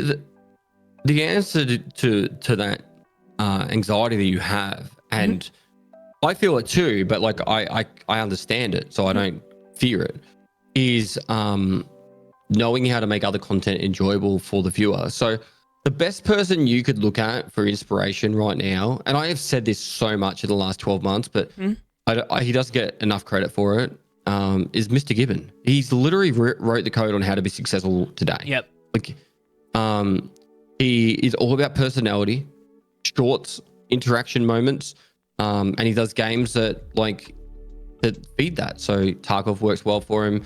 DayZ, GTA, Grand Theft Auto. yeah. I'm sure there's heaps of other games there. Dark and Darker would probably work. Anything with VoIP, every game should have fucking VoIP. But like, any game with VoIP right now, if you haven't watched the video by Ludwig, where it's like if you're going to start streaming, watch this video or something like that, and he talks about every time you go live, you go in with the plan of how to make that into a YouTube video.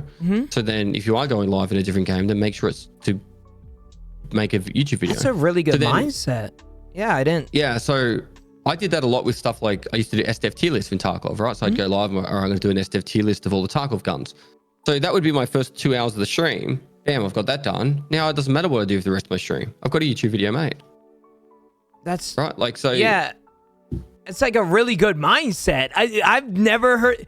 Man, I need to find that video by Ludwig, I guess, huh? You said it's on YouTube and everything. That's really good mindset. Going in, just think of every stream as making it a YouTube video, right? And he would actually say to make the title the YouTube video title as well. So for example, it's like SDF tier list of guns in Tarkov. Yeah. So bam, you would do that, and then you know people were like, oh, I wonder what their opinion is on all the guns in Tarkov, right? And then you make the video, and then I've got an editor. I'm not sure if you do it at the moment, but you know, and then you can ship that off to the editor, and you go, wow, that's tonight's YouTube video done, or tomorrow's done.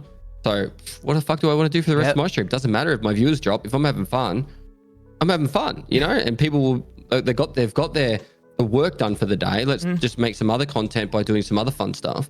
And then it's not as stressful for you to like get through doing some other stuff in the day, because it's important to maintain your mental health in this industry. To stream 2,000 to 3,000 hours a year, you need to be able to enjoy the content you are making. I agree, 100%. You got that perfectly right. I mean, it's one of those things, especially with you gotta maintain your mental health in the industry, like you said, just because of the fact that it's almost all you have. Right? As a streamer, you're not necessarily physically tested. You know what I'm saying? Do you want some hard truths, right? Yeah. Streaming is incredibly lonely. It's incredibly lonely. I think that all the time, Pestily. And I'm thinking about the more viewers you get, the more lonely it gets. Oh, I'm sure. I'm not even joking. So I'm glad you're bringing that up. You have 20 viewers, you know every single of those 20 viewers. You go, I don't know, looking at your chat right now. Mrs. Boostifer, she's probably like, you probably know where she's from, what she does for a living, and all this cool stuff. But like you get to 1,000 viewers every day, and you're like, you might know the odd one or two, but most of them are just a big hive mind. And so then you understand who the regulars are. Yeah. You know, but it really does make it a lot more lonely as you get more successul. Yeah, it's funny you mention that. And like, not to cut you off or anything. One of my next questions is I think it's right here. Hold on. Let me see if I can find it. I can't find it for some reason. But I said, like, it was a question. I'm sure I'll find it eventually. Once you start growing as a content creator, I wanted to know, like, do you feel like the personalized conversations that you have with viewers, do you feel as though that it gets more and less and less as you grow, right? Because like now I start a stream, I see Saint, I see Miss Boostifer, I'm like, hey, how's your day, right? But as somebody your size, like, do you struggle with having that personalized conversation just because of the fact that like chat's moving so fast, or you have a lot of stuff that you have planned for the day? Like, is it harder nowadays that you're the streamer your size? I don't find making the content hard or anything like that. It's having personalized conversations. So for example, I don't know, say someone in my chat was to talk about their job. The most I can really respond to it is like 2 or 3 times. And then we have to move on to a new topic because I've already missed 15 questions from other streamers, from other viewers, right? Yeah. Once you get, like I've always said, the trick to, if you do have a lot of viewers, is to look for question marks or the ats.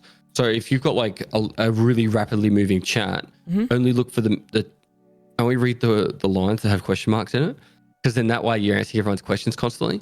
And then, you know, because most people are just like pog, blah, blah, blah, blah, blah. You know, like, but like people really respect it if you answer their questions. So those are the ones that, if you can read all those, that's the first step. And then obviously if they're adding you as well. But yeah, you can't really have an in-depth conversation about something. If you do, it's you're talking to them, not with them.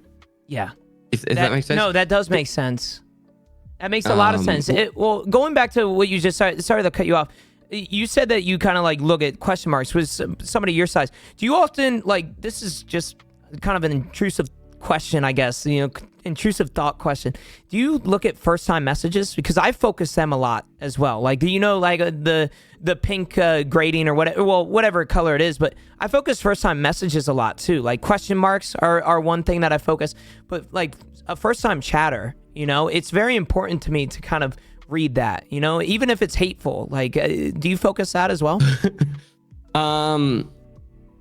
a few things to touch on. So I try and read every message. Like realistically, I try and read every single message. Yeah. People that do a really good job of it is Glorious E. Glorious. He's done a really good job of reading everyone's message. You can tell which ones do a great job because the chat moves a lot more because people are like, oh, he's going to read my message.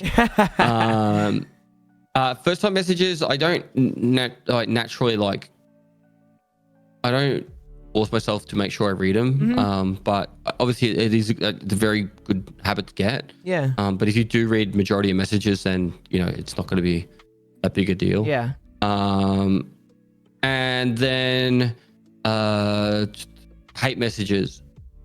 Tweak once said to me, you never know what's going on with that person and what happened to their day. They could have just came home and found out their parents have died, or they've been broken up with, and you're the person that decided to say, fuck you, streamer. So you have a natural responsibility to make sure you don't go too harsh on them.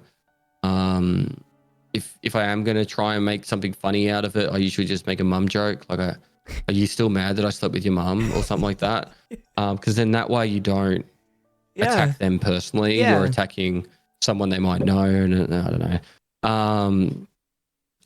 But yeah, if you're like, fuck you, you piece of shit, like that could really just spiral more.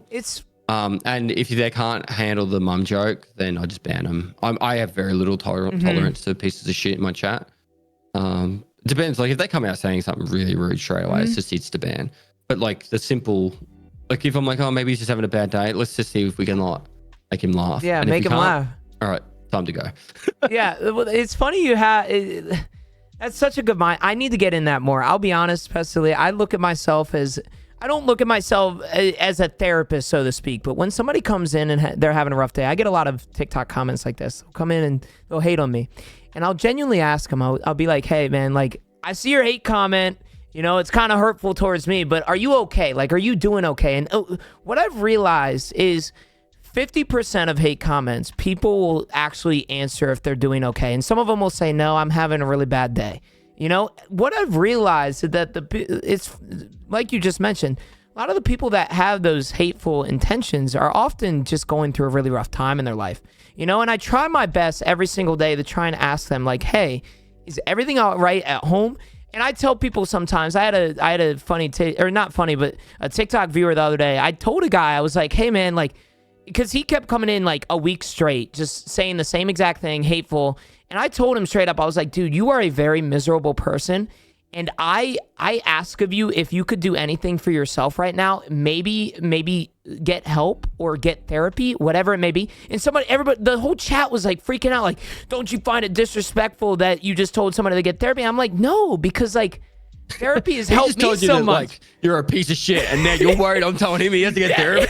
No, exactly. It's like, why am I now the bad guy, for one? Okay. And for two, I don't mean that in a bad way, right? Like, so many people are going through things in their life that it is not my responsibility to live that for them or live in a hateful way back to them, right? So I'm glad you brought that up. I need to have more. I wish I had more of that, like, oh, you know what? I don't like if you can't take my mom joke, get out of here, ban them. I tell my mods to unban people all the time, and they're like, dude, this dude does not deserve your time. And I'm like, I like that. I want to see if this guy's okay, though, like type stuff. So having that patience is crazy. I think that I don't have time for it because I want to keep a certain vibe. And if the people that are in my chat aren't the kind of people that I want surrounding me, then I don't really want them there anyway. Like, it's all great to have great viewership and that, but I'd rather have a slightly lower viewership and always have a really good chat. I agree. And I was very strict with that very early on. Like, even if I had like 15 viewers, someone was a jerk, I just get rid of them. Like, I don't care, because as my community has grown, I think majority of people will be like, yeah, Pest is a great chat to hang out in. Like, people are helpful. Like, you go into my chat and you go, oh, I can't get this quest done, and 5 people in my chat will at them with the answer that, hey, the durability of the gun's like always the best, under 80%, and instantly just try and help them. And that's just because I've set that tone that we are here to help people and be nice to people. And if you're not going to be nice to people, fuck off. Yeah. It's you mentioned this earlier. I wanted to bring up the quote. You attract what you reflect. I'm a firm believer in that, Pestily. Like, you attract what you reflect as a person, and I always tell people all the time. So there have been people that, I'm not the greatest one for advice. I'm just a 21-year-old kid. I just try and be there for people, right? But there have been people in my TikTok, they'll come in and they'll be like, hey, like, I have a pretty toxic friend group. And I tell them, how are you? Like, I asked them first off, like, how are you as a person? And a lot of them will say that they're hateful people, right? The reason that your friend group might be a little toxic, or your friend group might be hateful towards one another, is because you're a hateful person, or and vice versa, right? You are who you surround yourself with, and I'm so glad you brought that up. It's very similar to the saying, "You're the average of your 5 closest friends." Mm-hmm. I agree with that. So if you've got like a really like asshole friendship group, then you're probably an asshole too. Like no, 100%. And you should surround yourself with better people. Yes. So yeah, I can't remember who made that saying or where that saying's from, but it's I always try to surround myself with positive people, and I have very little. As you get older, you realize how precious your time is, and so you start really making sure that the people you do hang. I think 30s are your best years. Right, you got a long way to go. The 30s are your best years, because in your 20s you still you're doing a lot of experimentation, right? Like like, do I like pegging? Do I like all these other things? Like like you try all these new things, but then when you're in your 30, you can really devote your time to what you actually really enjoy. So like that's what you kind of. I think the 30s are the best years. Yeah. Because you can just cut away like a lot of your friends that are like just not into like I was friends with guys that, they're into drugs a lot. They were always partying. I don't drink. Like, I haven't drank since TwitchCon, and that was in July. But like, I don't care. Like, I don't feel like drinking. I've never really done drugs. I don't smoke. Like, I like to be around people that are just wanting to live life to the fullest, explore, and yeah. That's the best thing that you can do, right? You have to surround yourself. You are who you surround yourself with, but you also have to surround yourself with people who better you as a person. I think that's very important, especially as you get older. You got to find friends that have similar goals as you. You have to. There's a difference between, when I can't remember how it goes exactly, but like, if, for example, you and I were close friends, and something awesome happens for you, there's jealousy, and there's like the other one. It's like, you feel like happy for the person. You know what I mean? Like, there's like envious and jealousy or something. But like, you want people that are ones that are like, when something good happens to you, that like they're excited for you, not like, oh man, I wish that happened to me. I'll tell you what, just being open and honest with you, Pest, in my chat, right? Like, some people don't know this. When I first started streaming, I was a big friend of Yoinks, and you know Yoinks. We actually have a clip that we're gonna show here soon. But Yoinks, right? I think got raided one time by a big streamer, and I want to say it was you. And I'll be honest, this was me when I first started streaming, I was almost envious, and I was like, why didn't I get a raid, right? Like, why didn't I get this? But I realized over the years that envy, it's so destructive to your health, right? If you look at other people and you compare yourself to another person, you're never going to turn out who you want to be, right? If you keep looking at somebody else's dreams and somebody else's goals and somebody else's accomplishments, you're going to forget about your own, And I'm a firm believer in that, right? Like, I stopped being envious the day that I was mad about that, right? Like, I was like, oh my God, Yoinks got a raid. I'm envious of this. But like, I realized Yoinks isn't me. I'm not Yoinks. I need to be Genooo. I need to be Nick, right? Like, at the end of the day. And I'm so glad you brought that up. It's you need to surround yourself with people that are happy for you. But I also think it's important to have friends that also challenge you. Like, for example, my friend Saint, he'll question my ideas sometimes. That's sometimes what I need, right? Like, I'll be like, hey, Saint, like, honesty. How do you feel about... You need honesty. Exactly. Honesty, and somebody who is... passionate, I guess. So, or empathetic, or, whatever it may be, right? There's somebody that is there for you and not there because of internal reasons, or like they're trying to get something from you, right? It's very important. Very, very important. I completely agree. So yeah, pretty much with all that. And the best thing that you just said was you were able to identify that. A lot of people can't. And so being able to critique yourself, saying like, I felt like this, I should work towards feeling less like this in the future. Like, you don't have to be like, if I do that again, I'm a horrible person, because, like, it's hard to change yourself, like, and your thought processes. Being able to identify when you have those, negative qualities, all those negative like thought processes, and saying, hey, I should really work on making myself better in this way is what's going to make you a better person over life. And that's one of the things, like, I don't give a fuck what other people think of me. You know, like that didn't happen overnight. Yeah. It took a long time. You know, and you know, in their 20s, you're like, it's like the biggest driving factor on what people get peer pressure into doing things they don't want to do. You know, so even your teenage years too, but yeah, it sucks. I mean, it depends on how you're looking at everything with life, right? Like I surround myself with people who not only, you know, are happy for my success, but they challenge me every single day. You know, every time that I stream and they might see me in a bad mood, they tell me. You know, I don't want somebody who just tells me, oh, you know, it's just a bad... Well, I want people to tell me, like, be compassionate, but, like, I want somebody to tell me how it is. You know, I've made sure that a lot of my mods are like that, and it's very important to surround yourself with people like that. Now, getting back to some of the questions, we just went on a very long conversation, and that was a great conversation because that's exactly what we try and do around here. I do want to talk about your content. I think that's it. Hold on. Yeah, content team. So you mentioned earlier your editors and everything, right? Like you have an entire team behind your back. You have an awesome team behind helping you out. And how has their contribution and their expertise help you along this journey? You know, it's very stressful as it is. You know this, right? Like streaming is very stressful, you know, and very mentally difficult. How is your team helped you? So a lot is the short answer. So the reason why I'm pausing is I'm just trying to get the full length of the answer 100%. And the depth of the answer. I was very solo for the first few years. My wife helped out where she could, but really, like, there wasn't really much. I was like very solo. A couple of people jumped on the mod team very early on. Cold Blood was around from early 2018, and Gilster, she was around very early on as well. And those guys are still around today, right? But then from when I actually brought people on employed, that wasn't until 2020. So before that, it was pretty much all myself. I edited all my videos myself. I got some cool ideas if you ever want to use them. To say thank you to your mods, because they obviously do work for free. Every year I made them a custom hoodie and I sent them out to them.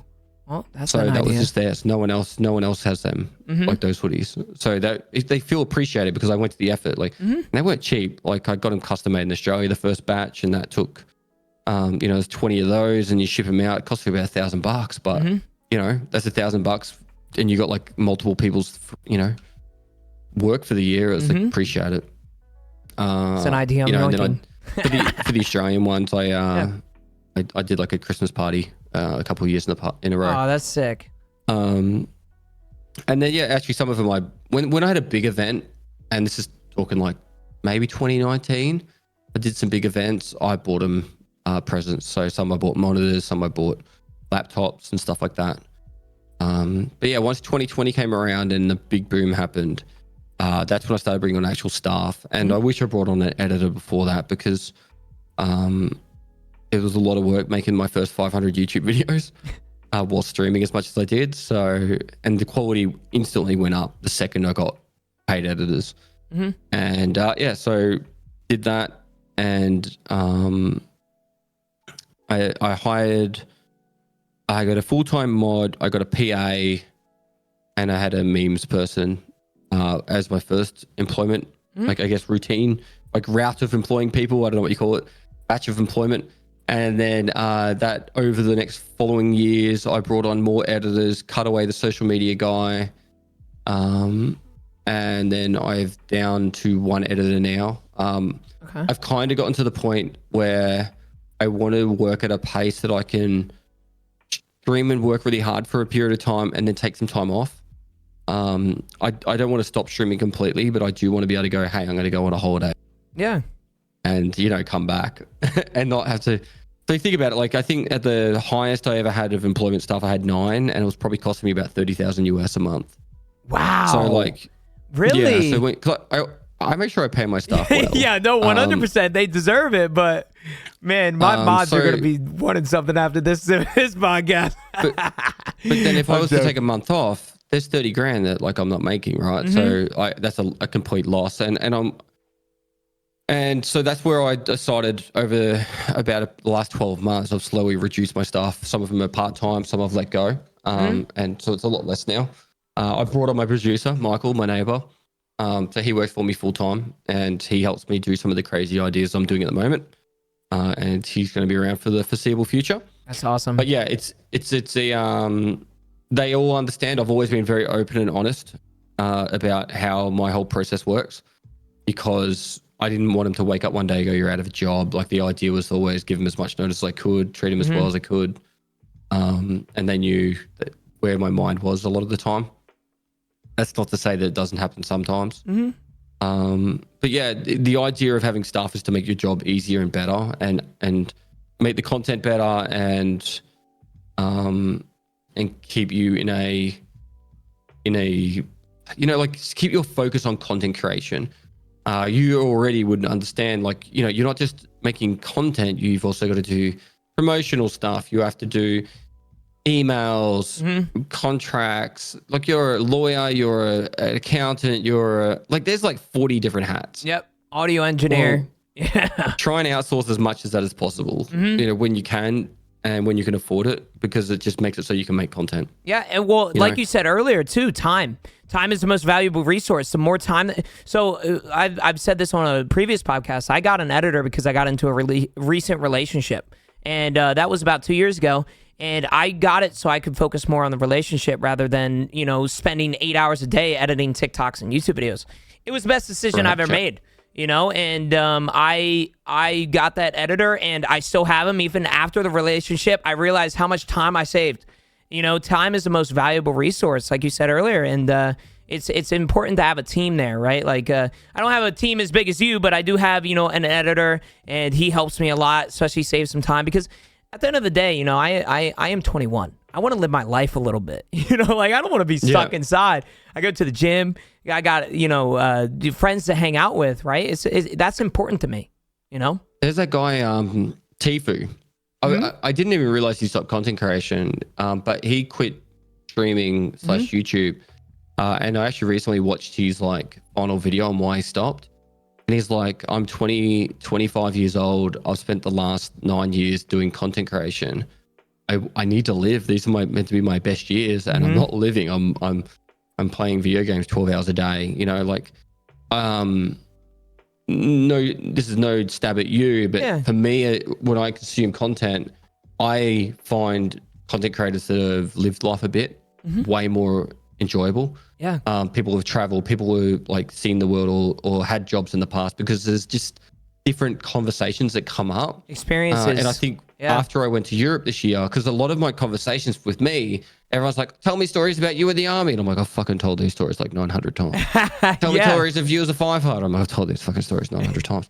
When I went to Europe this year for 4 months and I come back and they're like, tell me about Europe. And I'm like, let's fucking go. I've got so much to talk about. You know, like I've got all these stories to talk about. So I think it is important, particularly if you're going to do it long term, that you actually do allocate time.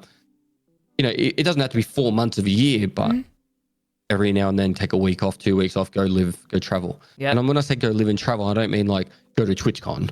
I mean like no, 100%. Go write down the 5 things outside of content creation that you're most passionate about, and then go do those things like once a year, like for like a weekend, a week, or whatever. And then that way you've got something to always go back to, is like, these are the things I enjoy as well.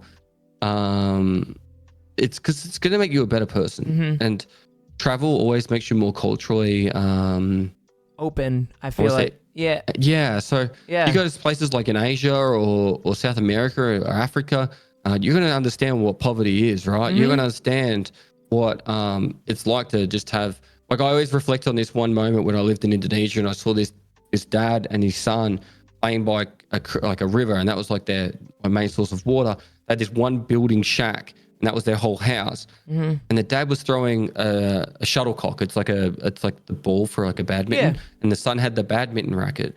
And you know, the son's hitting it and laughing, and they were joking, or like, you could hear him laughing from ages away. And I'm like, they don't have a lot, but they're having the best day of their life. Now, obviously, there's other challenges that they face, but it also reminds me that you don't have to have everything to be happy, right? You can have a badminton racket and a shuttlecock and live in a shack by the creek, and you can still have laughter. Yep. You know, it teaches you gratitude. I feel like it teaches you to be grateful of what you have. I tell people all the time, right? Like, I'm blessed to be a streamer and sit inside next to my 2 computers, but like, not as many people are blessed as me. You know, like I remind myself constantly, instead of looking at what I want, I look at what I have. You know, I have a supportive family. I live under a house, right? I don't have to worry about where my food's going to come from. So many people, unfortunately, go through that, right? And I try to tell myself to be grateful as best as I can. So I'm really glad you brought that up. Speaking about being grateful, I wanted to talk about your charity work. So I'm going to tell a little story between chat and you here. When I first watched your stream, you were doing awesome things for children in hospital. All around the world, especially Australia. Some people don't know this, but when I was a freshman year in high school, I was actually in a children's hospital for 6 days. I only stayed there a week, but I just wanted to say thank you for how like grateful and thankful I am for people like yourself. There were some really cool things that kids in there got to do that, 20 years ago we would have never got to do, right? Like we didn't have any gaming centers, but we had these little these kind of like handheld devices, kind of like a Switch in a way, to where we could go and, play video games at the hospital. I just wanted to say thank you, like from the bottom of my heart. Like this isn't a question or anything, but it can like as kids, it's very daunting. Freshman year of high school, there were some kids in there that were younger than me, older than me. It's very daunting to not know what's wrong with us. And we're children, right? We don't need to go through that, right? It was very eye-opening for me too, even though I had something that was easily curable. Some people don't have that, right? And I just wanted to say thank you from the bottom of my heart, just say thank you. Just giving kids hope. Like the amount of charity work that you do is just so like eye-opening, and I'm so thankful for you. I'm so thankful for the work that you put in towards Children's Hospital. I'm sure that the kids are too, man. So I just wanted to say that, like genuinely. It's my pleasure. This is before I had kids, but or a kid, but no, I've spoken to a lot of parents and a lot of people in the hospitals about what Starlight does, and to me, it's important to. We're good. Okay, cool. Sorry, I saw chat. No, you're good. You're good. Freaked out. It's important to me that to always try and pay it forward. I've been blessed with one, good health, but two, a really good opportunity to help out someone. And so the thing that Starlight focuses on is helping kids be kids. So when the kids are in a hospital surrounded by needles and doctors and nurses and all the stuff going on, all they want to do is be a kid. So it's important for a kid to try and have some sort of childhood, particularly if they're spending a lot of time in hospital. Yeah. Like they might not be spending large stints in hospital, but going in like every day for a blood transfusion or something, or kidney stuff or whatever it is, or cancer treatments or whatever. So, I think everyone can understand what it's like to going through something shit, and then to be going through something shit and be a kid. Yeah. Like I think people can relate. Yeah, it's eye-opening the work that you've done and what you've provided for so many. And I don't even think there's enough words in the world to say how like grateful kids, like myself in that predicament, are so grateful of people like yourself. So the internet is messing up, but the recording should be okay. I did want to ask about your charity work. How has that impacted you as a creator? I'm sure it was very eye-opening, but what are some of the craziest things that you've done for charity, and like how has that kind of opened your eyes? I'll try and give you the longest version, but in 2019 I decided I was going to raise money in 2020 for Starlight Children's Foundation Australia, and the aim was to make $1 million for them. This was before the blow up that I decided to do this, so I was going to go for it with my 3,000 viewers. Obviously Tarkov blew up, gave me a lot more exposure, and we hit the 1 million in 7 months instead of the whole year. Yeah, which was incredible. I should have set the goal for 2 million. But yeah, so we ended up finishing the year about 1.3 million. The second we hit the 1 million, it was like well, we did that. Yeah. You know, like people kind of like it died down a bit. But it was still cool that we were still making another 300 grand. But yeah, sorry, what exactly the question is? How did it? Yeah, how did it impact you as a creator? You know, not just as a person, but like, I'm sure it was I very never really eye-opening. thought it would have so much positive feedback. I think that's the best way of wording it. Like, I knew people would see me as a good person for trying to do it, and it wasn't like a publicity stunt. I wanted to do something good. Like, I've never been the kind of person where I need lots of money. I like having money, don't get me wrong, but I've never been like, I need to make millions from content creation. If I was enough to have my house and pay the bills and all that, sweet. Like, I'm a happy person. So with positive feedback that came from it, it was like, it almost helped people understand like the message I was trying to give so much, like a lot more. Like, it wasn't just about making money for myself. Now, obviously after 2020, I've put a lot more focus on making money for myself, and my team. I don't just take it all, but yeah, so it's really nice that even so many years after 2020, like, we're, you know, being what, all 21, 22, 23, so it's been 3 full years pretty much. People still bring it up like you do. And like every year since, I've raised 100 to 200 grand.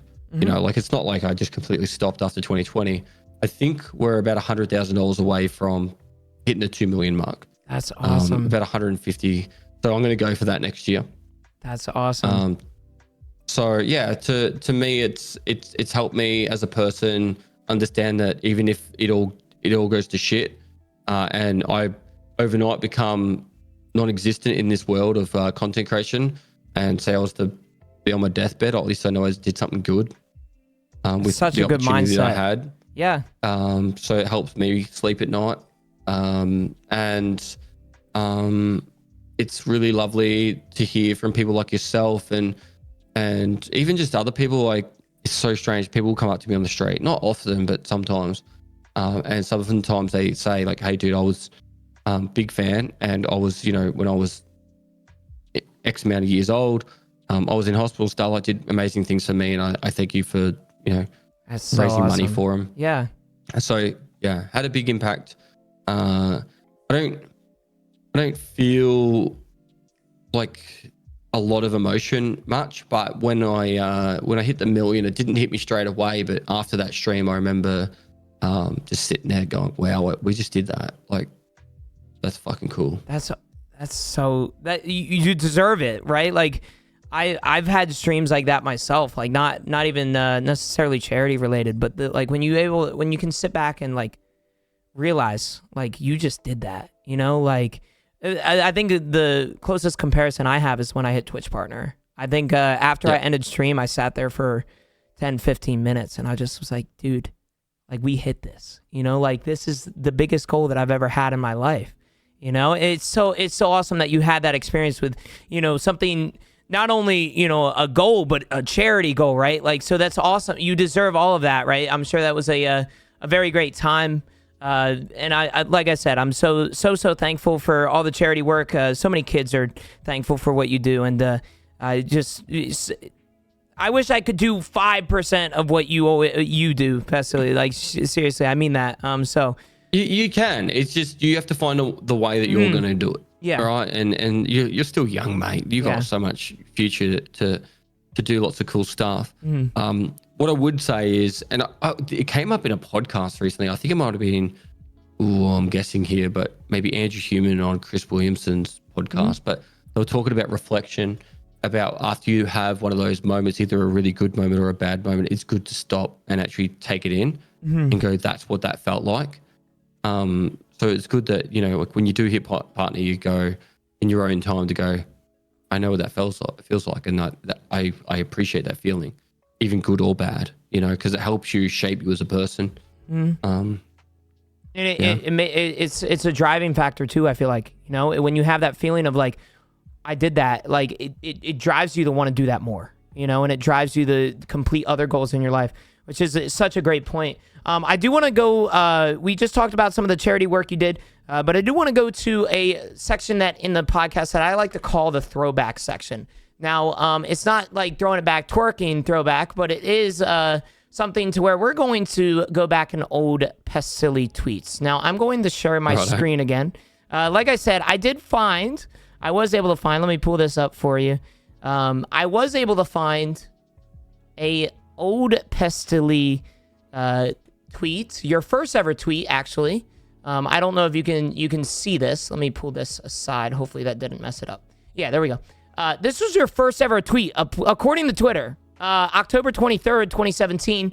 Currently have family visiting until Saturday, the 28th of October. I won't be back streaming much, but now and then. However, next week I'll be back on. Is this your first tweet? Like, it didn't seem right, but I looked it up and I couldn't find anything before this. I couldn't find anything around this time, so I assume it was your first ever tweet. Yeah, I wouldn't have deleted anything. Yeah. I didn't start streaming until the 9th of October. So okay. But I did have my Twitter account for years, but I never used it. It was just a completely empty Twitter account with that Pestily. And that would have been around my 31st birthday. And I had a big 31st party. So that's probably why. Okay. That makes sense. And then we have a second. I do have a few more. Don't worry. I do have one. I found a selfie, a old selfie, actually. This is you with some alcoholic beverages, apparently. Oh, yeah. So that's a White Russian. Oh, okay. That's what that is. I'm not too fond of alcohol. Hashtags. Holy fuck. Yeah. Aussie laughter, Twitch TV. Yeah, I was like, man, that's an old selfie, Pestily. No, yeah, that's my original green screen. You can actually see my old computer there. That had a 1070 in there, and also. Oh my gosh. What CPU was it? 10700K? No. 7700K. Yeah. I was about to say it's around the 7th gen around then. This is February 16, 2018. So this is a few months after you started your content journey. But I thought it was funny. Yeah, I was so that's when I would have started taking it serious, the 1st of Feb. Okay. Yeah. So this is around that time. I could see that you really took it serious. You got the alcohol ready. Yeah. That's funny. I do have one more, actually. Yeah, I do have one more tweet, and I actually went back and found for you. Let's hopefully it loads. This is when you got Twitch partner, June 13th, 2018. And this is different. It says, "Hey, this is Pestily." This was not like my email, but this was you getting accepted into partnership. You see Tarkov right here responding, Tweak responding, but you passed 3,500 followers and you got Twitch partner, and you got a host, and then you just said thank you and stuff like that, and that's really cool. I thought that was really cool. I thought I'd share that with you. Yeah, so funny story about that is right when I got partner, it was when Twitch was transitioning from one partner like program to another. So my application got lost. And someone else put their application in after mine and got partner before me. And I was like, what the fuck's going on? And then I got this random email and it said, it says like, oh, welcome to the newest partners and here's all the latest updates and all the partner news and everything. Because Twitch ANZ does it like a monthly partner email. And I'm like, does this mean I'm partner? Like, I've got this email saying I'm part of the partner program. Like, and so then someone contacted Twitch for me, and they sent me a message saying, check your notifications. And it said you'd been invited to the Twitch partner program. Awesome. So where were you by like chance? 3 weeks. I was like stressed. Where were you by chance? Because I was streaming at the time. Oh my God. Okay. So that was quite the experience. Did you celebrate with chat? Yeah, I was super hyped. And then Smoke TV, he used to stream a lot of Twitch, a lot of Tarkov. He streams pretty much just DayZ now. Yeah. Which I think he originally started in DayZ. Yeah, he gave me my first big raid. That's awesome. Before I got partner, no one had ever really rated. I think Ghost Freak rated me with 90 viewers once. Besides that, like, yeah, I used to stream and it'd be the biggest person in the category when I was streaming was like 80 viewers. It was like, that's what Tarkov was like.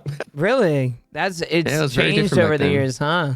That's awesome. I had to bring that up because I was like, you know what? This is really cool seeing your old tweets and stuff like that. That's really cool. June 13th, 2018. A day to remember, man. Yeah. A day to remember. It's actually a really interesting Instagram photo as well. My very first Instagram photo says this is the start of something huge. Yeah. and it's just like, and then someone like commented on it like about a year ago saying, yeah, you weren't wrong there. That's awesome. What the hell? Oh my God. Yeah. Well, you were right. You manifested it. You worked hard. You did what you needed to do. And look at you now, man. 3,500 followers back then. What are you at now? 1.3 million or something like that? Yeah, something around like there. that. That's crazy. I do have two Twitch clips, old Twitch clips, that I want to bring up. Yeah, I had to bring deleted out a lot of them. Yeah, the it's DMCA okay. fest, which kind of sucks. Yeah, it did suck. I don't know this if you is remember yoinks. this one. Yeah, let me stop streaming this. This is Hold on, yoinks, sorry. This is Yoinks. Sorry, I had to make sure that the audio is good. This is Yoinks, and I found this clip because it's literally one of my favorite clips of all time, and I had to bring it up. This is my favorite clip on Twitch. So, we'll roll this. I love Dan Giesling, by the way. Yeah. The Yoinks who's currently in a Hold raid. on, let me. Oh, no. Here we go. He's getting ready for a raid. Hold on, I missed it. Hold on, there we Can I go. quickly jump over to the Yoinks who's currently in a raid. Oh, no. He's getting ready for a raid. Yeah. I think the funniest part about that, Pez, is the fact that the fast tab switch is the funniest part. Like you're like, yep, okay, all right, we need to find somebody else. That is my favorite clip. And then Dan's over there. He's like, he doesn't know what to say. The Yoinks who's currently in a raid. Oh, no. He's getting ready for a raid. Yeah, Dan doesn't normally have anything to struggle to I don't know if say. you ever saw Dan's reaction, but he's like, yeah, I don't know what to say here. I'm not going to say anything. Oh, man, I found that. I was like, dude, I have to share that. That's great. I have one more. Yeah, Yoinks was awesome. Yeah, Yoinks is a good dude. He's doing great things. He He's gave in me real his, estate now, is he? Yeah, he's in real estate. He's doing some great things there. He's in Vegas, as far as I know. He's doing a lot of great things. He's really doing it.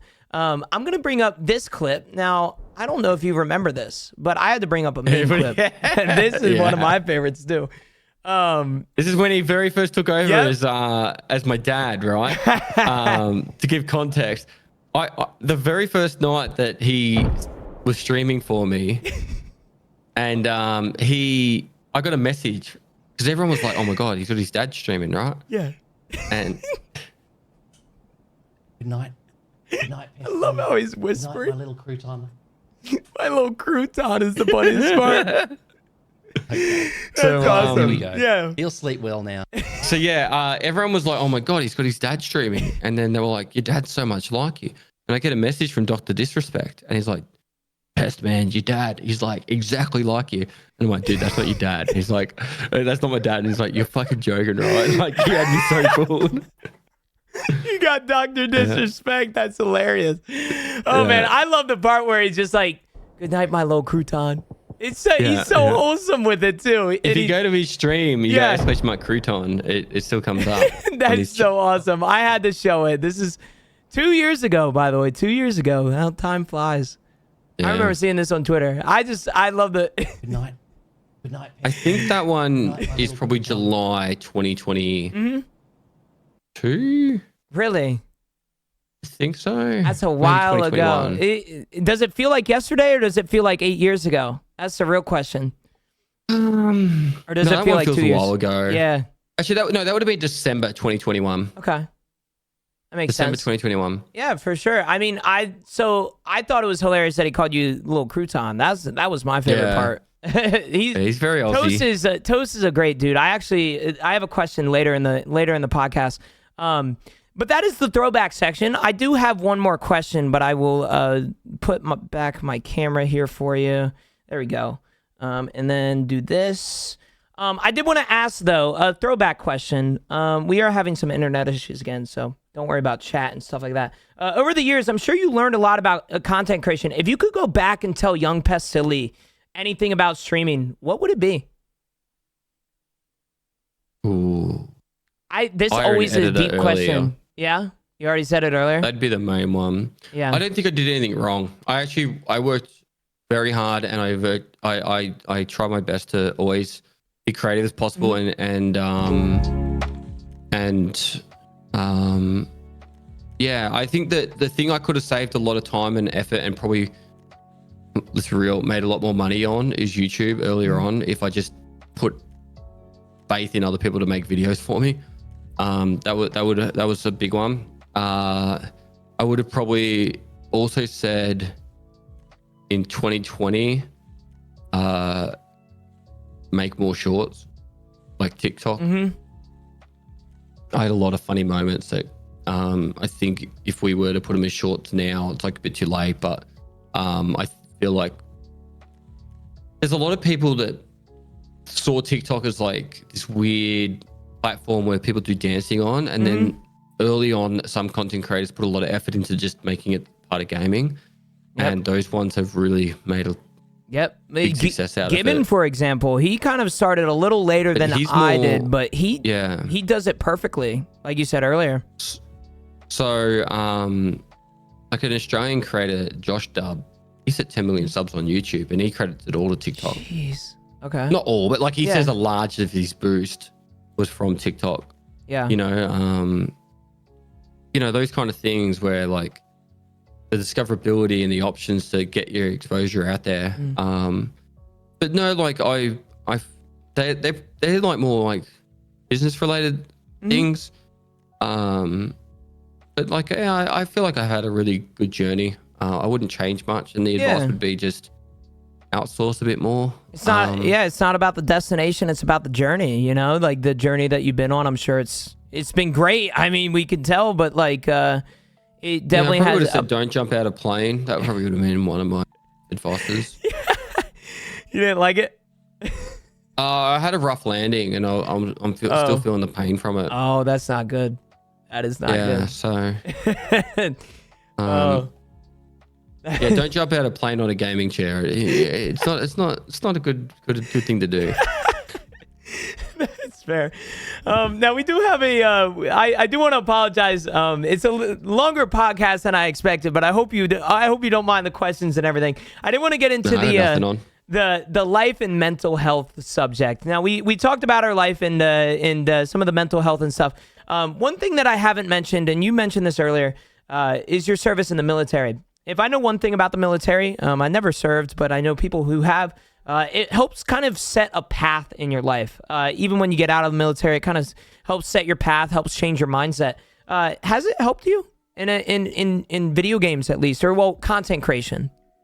Yeah, I actually spoke to people the other day about this. I think the people that are more successful in content creation usually have had jobs in the past, and they know what they're going back to if they don't. Yeah. If they don't work hard. So one of the things that the military gives you is a great work ethic, or at least gives you a good understanding of what a shit day at work is. No judging on like people that, do an 8-hour day and go home and say, I had the worst day ever. But like when you go and you have a 40-day exercise and you work that whole 40-day exercise and you treat it like shit during that 40-day exercise, and you come home and all you're happy to do is to see a porcelain toilet and have a shower and sleep on a bed, and you're like, I'm so much happy, like so much happier. It makes it so like, hey, I might do a 50-day subathon, or I might do like, all these crazy shit, but I sleep in a bed every night. I shit in a toilet, and I have fresh food every day. Like it could be a lot worse, and for me, that's something the army gave me. I think I always had great work ethic, but knowing that it could always be a lot worse makes things on those shittier days much better. Yeah. No, I agree. That's exactly why I asked that question. I know it changes a lot of people's mindsets for the better. It also teaches what I kind of brought about earlier, gratitude. Be grateful of, that I don't have to be out on the field, or be grateful that I don't have, I have a running toilet at home. That's a very good point. I know that the military teaches you to be tough physically, but it also teaches you to be emotionally tough. Has your service helped with your mindset and how you look at life? Like outside of content creation, has it helped you kind of look at things in life? Like we just talked about the toilet, and having a running toilet and stuff, but has it kind of helped your mindset? It's definitely made sure that I need to keep my mental health in check. But it hasn't gave me the best coping mechanisms, if that makes sense. Like the biggest issue, particularly with service people that leave the military, and the ones by far that have it the worst, the ones that go straight in from school, is they get they join the military. They're surrounded by like-minded people. Might be from all walks of life, but they're all like-minded. They're all doing their bit. Got a lot of camaraderie, a lot of friendships, and all that kind of stuff. And you leave the military, you go somewhere like back home, or you go somewhere else, and you become very isolated. Yeah. And so that's why there's a lot of suicide post-military, because you're not surrounded by all your friends. You work in a shitty job, like you're in a warehouse doing warehousing, and you're making less money, and you're treated like shit still, but you don't have any friends there every day to banter with. And so that makes it very difficult for a lot of people that leave the military, and I understand why there's so much suicide post-military. It's for me, it helped me identify the things I need to make sure I look after myself. When I left the military, I didn't just jump into a job straight away. I said I need to do stuff for me for a bit. Demilitarize myself. So that's why I said I'll do video games and fishing for a bit. And I just did some fishing and caught up with some locals, oldies, and at the Veterans Club and stuff like that. And, the best thing you could do for your mental health is have a very good dialogue with the people closest to you. My wife, when I'm having a shit day, shit week, shit month, shit year, whatever it is, she knows. It's not bottled. And it's a two-way relationship. My wife, when she's going through tough times, we talk. And I think even with relationships with people and their partners, probably don't talk enough as well when it comes to, if my wife is pissing me off, I tell her, and it goes both ways, or with the most recent addition is my daughter. If I'm having a really hard day and I'm struggling to be a good parent, and what I mean by that is like, I can't focus, I'm tired, I'm exhausted. I tell my wife and I go, can you just pick up the slack a bit today and I'll make up for it tomorrow? And then my wife's like, I got you, and it goes both ways. So to maintain a good mental health is really, there's a lot to it, but you need to have a good dialogue with the people around you. If you don't have people around you, it's fucked in this day and era that we are so connected via phones and internet and shit, but it's so hard to make a friend, right? Like I talk about how, back 30, 40 years ago, not even that long ago, 20 years ago, you used to go down the pub and you just go down there, buy a beer, watch the sport and talk to the bloke next to you, and if you did that today, they'd think you're hitting on them. You're like, are you gay or something? Like, no, 100%. That'd be a very Aussie thing, right? Like, excuse me, mate, like I'm trying to watch the sport. You want to fuck off? Like, like that's kind of like the mentality that it is that's now. Real. It's really hard to make friends. We make a lot of friends in school, and then the ones that we don't hold on to, it makes it, really hard to reconnect with a lot of people and make good friendships post school, and particularly post military life. So if you don't make friends at work, where do you find them? And that's why you got to find some interest. And for me, that's hiking. Hiking can also be a quite lonely thing, but for example, Jared, who does some of the before death content with me, where we do a lot of travel, he started a hiking group, and the last Sunday of every month they go for a different hike. And he just started up on Facebook as like a Facebook thing, and like 20, 30 people go there every month. That's so sick. So like, you can fun runs. So 5 kilometer fun runs are like in every city. You don't need to be a runner to do it. You can just you could take half an hour and walk it. But that's a way to start making friends and connecting with people, and I think that's important. Hobbies too, and I think kind of away from what you were talking about, but it's very hard nowadays not only to make friends, but you haven't had to deal with this, but dating in 2023, finding a partner is incredibly hard. I'll be honest. Yeah, Tinder, mate. Swipe yes to everyone. Yeah. Well, Tinder is one of those that everybody tells me like go on Tinder, but it's like I'm a firm believer. It sucks because I'm a firm believer nowadays in like things happening for a reason, right? Like if I'm set out to be with somebody, I'm gonna find them, through something other than a dating app, right? Like I'll have a gym crush, and everybody from my chats like, dude, go talk to her, like write a note to her. Like even my mom, I'll ask my mom, like, Mom, what do you think I should do? And she's like, well, just write her a note and give it to her. I'm like, Mom, you don't do that in 2023. You're gonna get called a weirdo if you do that, right? So woke up with a bunch of flowers, like Excuse me, man. Yeah. Man, here you go. No, exactly. It's hard. It's hard. Not only to have friends, but find a relationship nowadays, which is not necessarily what you were trying to get to, but I wanted to bring it up because it's something that, isn't really talked about a lot, finding friends in today's world. And I struggle a lot to find friends in streaming, like I have my streaming friends, but I don't have that physical connection, like I have my IRL friends, but you don't have that physical. It's hard. Yeah. It really is hard. And I'm not the kind of streamer that does a lot of duos either. And so when I do duos, I feel really awkward and weird. It's not like I'm like, hey, so what have you been up to lately? And I'm like, I don't know. Like, I'm weird with that. And so when I do find people I connect with well, like Bear Key, Aqua, Wellen, Red Ops, those are train __. Like when I talk to those people, it's like, it's feel like they're actual, like we've got a good connection. And I feel really awkward when I stream with other people. And that's not their fault. That's me. Like I'm a very introverted person. You put me in a room full of like 10 people. I'm one of the quietest. In my stream, I'm the commander. I'm the king of my fucking stream, right? Yeah. But I'm in my home. I'm in my studio. I control the space. Comfort zone. There's a lot of creators out there that are extremely loud. Like Baddie, for example. Love the dude. Put him in a room with me and with other people. He'll be way louder than me. Because he radiates energy and stuff. So, making friends as a streamer is quite difficult. As for the dating stuff, I particularly after high school. So before high school finished, so before 18, I don't know how it all works in America, but before I was 18, parties was like you'd meet people at parties all the time. Super easy for me. Like, you comfort, you're friends with friends, and so there's that connection in there. The second high school finished and we started going to clubs.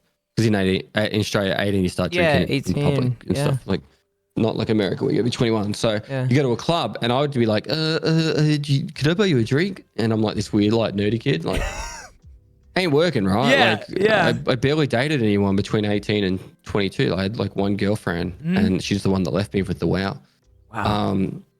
So totally relate. And I actually put a lot of effort into becoming a better person and a more interesting person. So my biggest advice for anyone out there really is if it's becoming difficult to date, start focusing more on being the best person you can be, and you'll radiate like positive energy, I guess. Yes. And then people will become attracted to you. So there's 3 things you can really work on, like your physical and mental health, right? So start hitting the gym, become an interesting person, so start travel.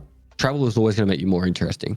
Like you go, I've been to this country, and then you can like joke about stuff that happened there and all the experiences. So you actually become more an interesting person. So start doing stuff. Yeah. Write your 5. I tell this to so many people after they break up with someone, like they get dumped and stuff. They come in my chat like, I've just been in a relationship for 5 years, don't know what to do.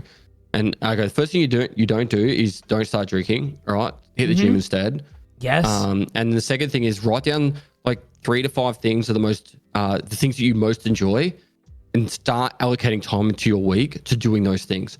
So if it's like I love hiking, start hiking once a week. Go for a walk.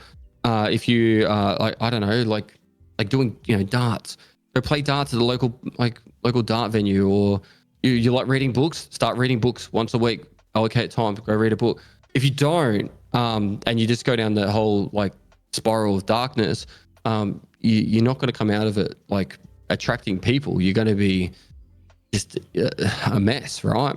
And it's kind of like what I was initially after my separation with that chick from the World of Warcraft thing. But then I actually realized like I need to become a better person. So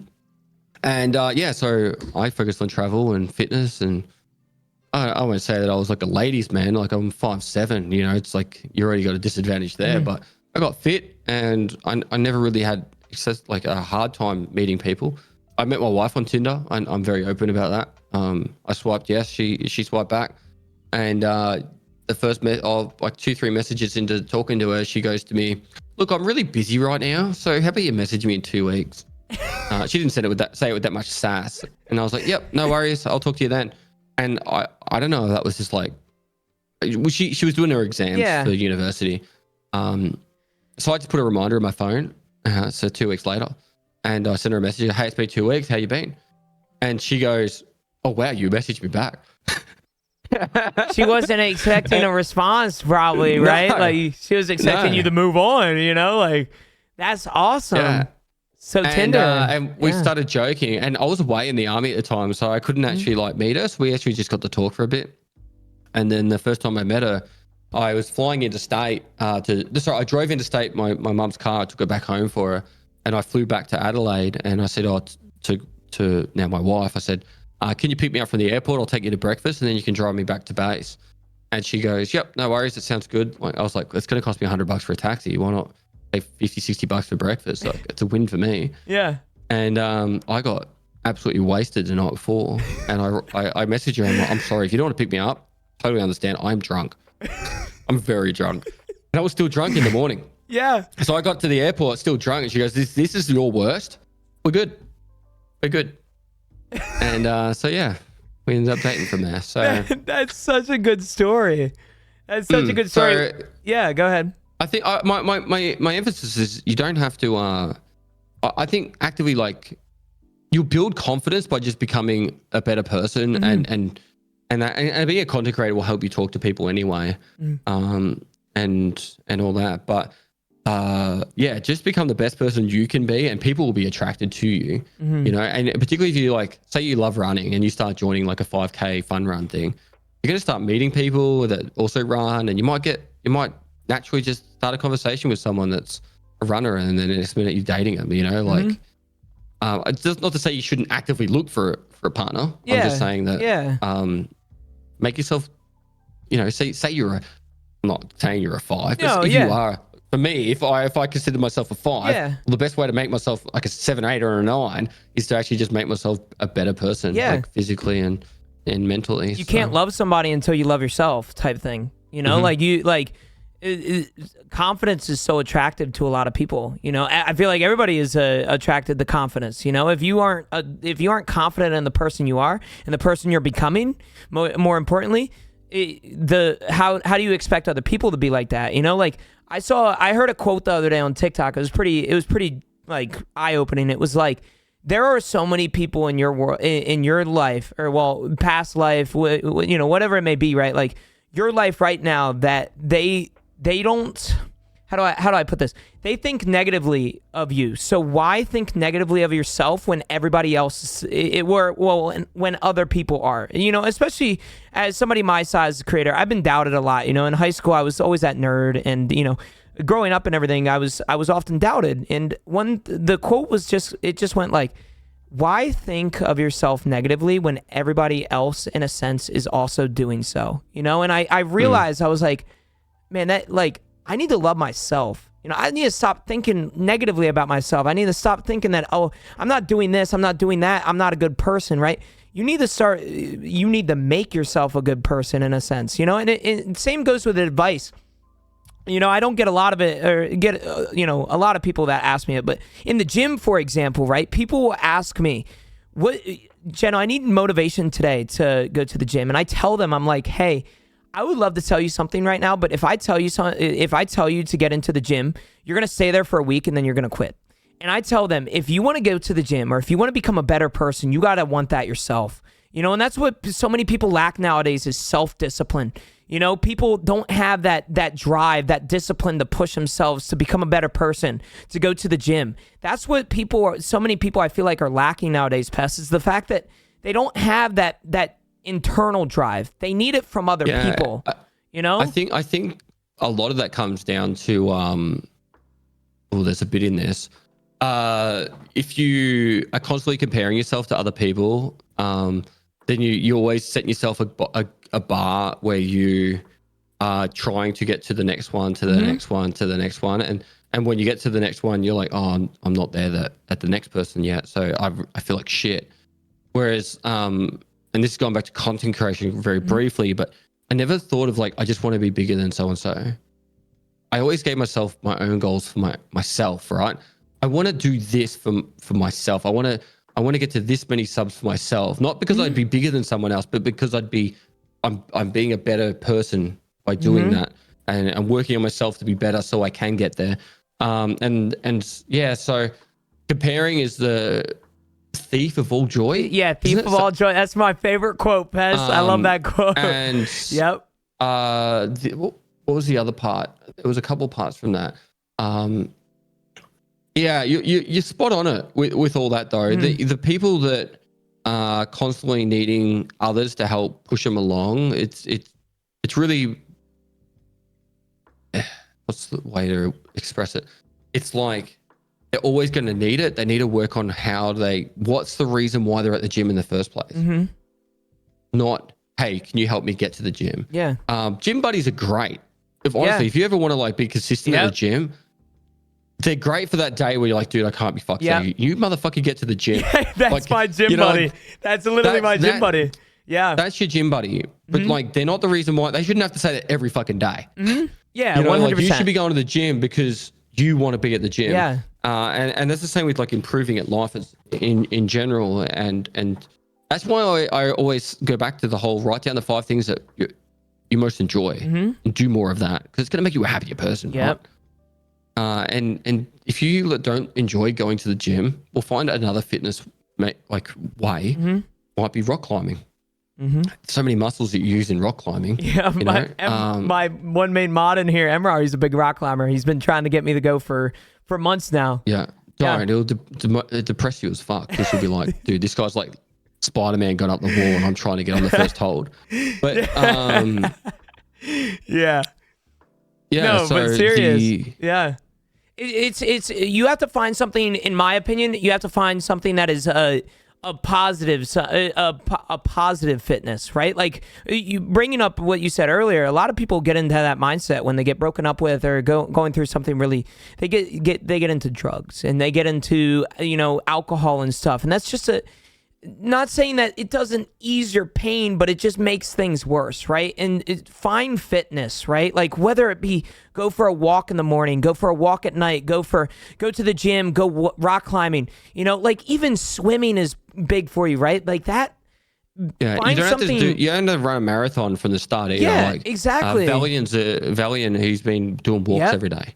It's huge. And he's I think he said he dropped like 20 pounds so far, or I can't remember what he said, but like, you don't have to do crazy stuff straight from the beginning. You can do smaller steps. I've never seen really the attraction of drugs, but I like alcohol. Yeah, I love it. Yeah, I'm a rum and coke guy too. I don't need it. Yeah, I don't need it. So and the thing that really hurts me the most with alcohol is not the actual day of drinking alcohol; it's the day after. Yeah, I hate hangovers. Yeah. If I am not at my if I can't do my day's work the following day, that's a day of life wasted. Yeah, back to time, right? So I don't drink because I don't like the day after. Oh, and once you hit 30, congratulations when you do. 2-day hangovers. I've never had a hangover. 3 things that will happen after 30. Sure than ever, you're gonna get introduced to 2-day hangovers. You're gonna shit yourself at some point, and you're also probably gonna fall down a staircase. All right, I've done all 3.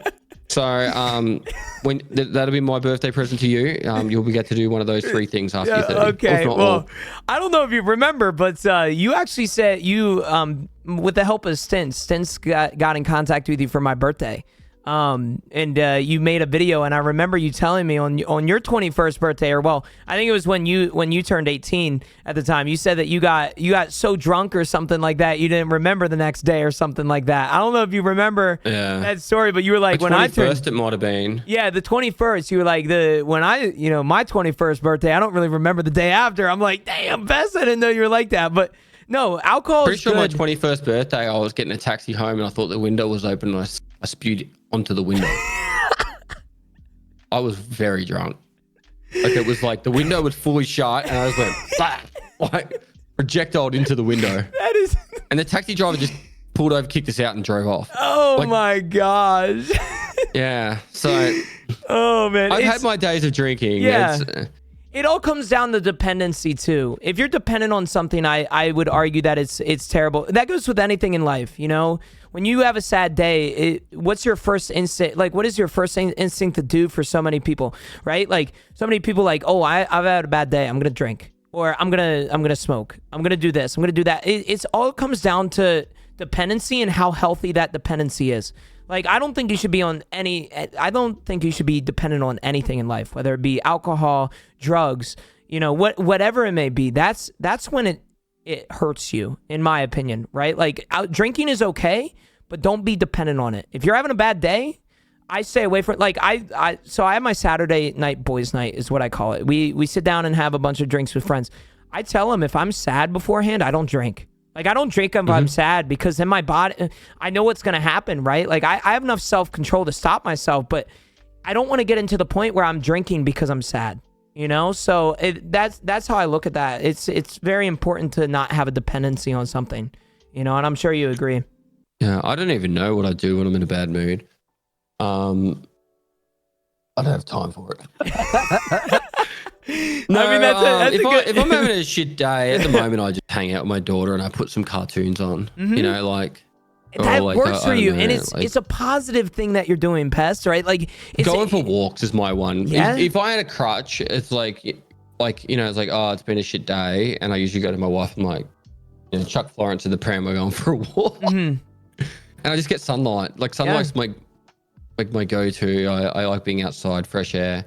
It's important. Yeah, I don't know. To me, alcohol's the last thing on my mind, but I understand it. Helps numb for a lot of people. And when I crave alcohol is when I sit down to watch sport. Oh, for sure.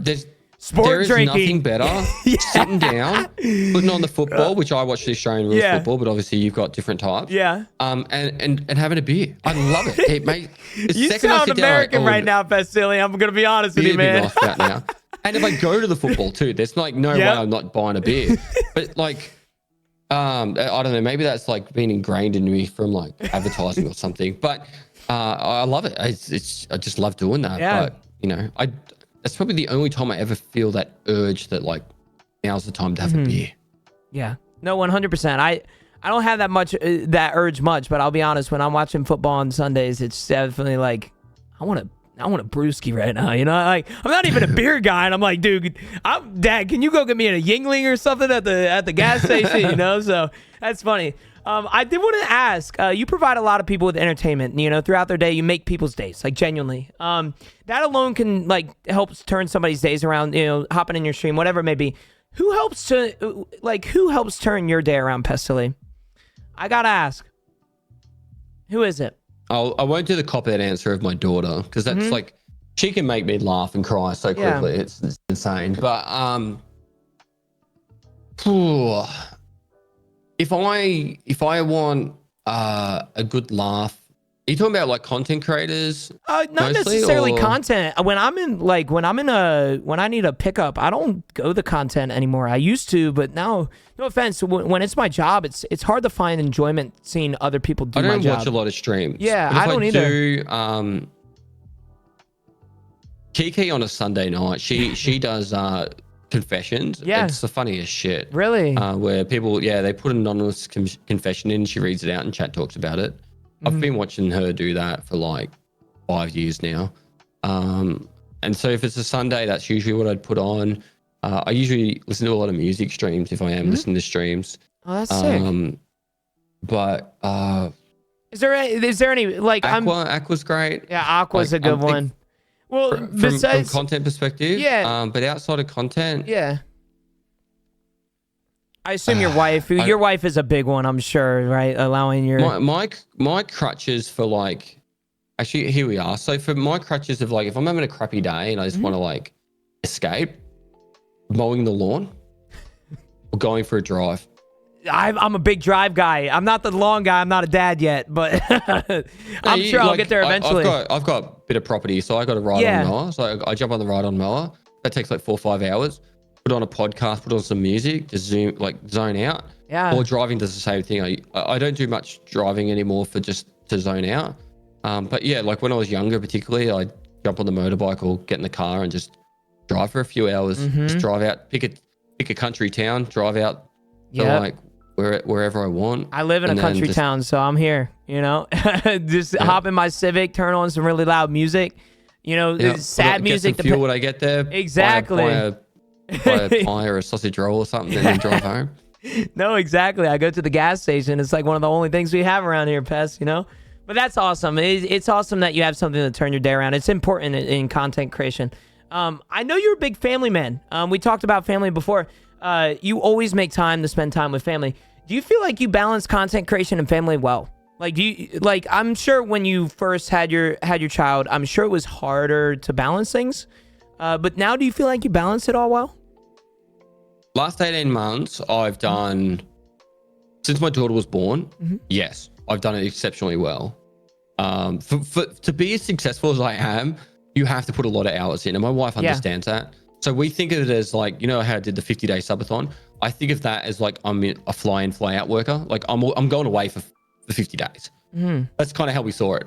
Even though I still had dinner with my wife and daughter every single day, we kind of looked at it as I'm not really here. I'm going away for work for the period of time. And then obviously I make up for it when that's over. Before my daughter was born, it was like my wife was a trooper. I was pretty much an absent partner for a good part of 4 years, but she understood the goal.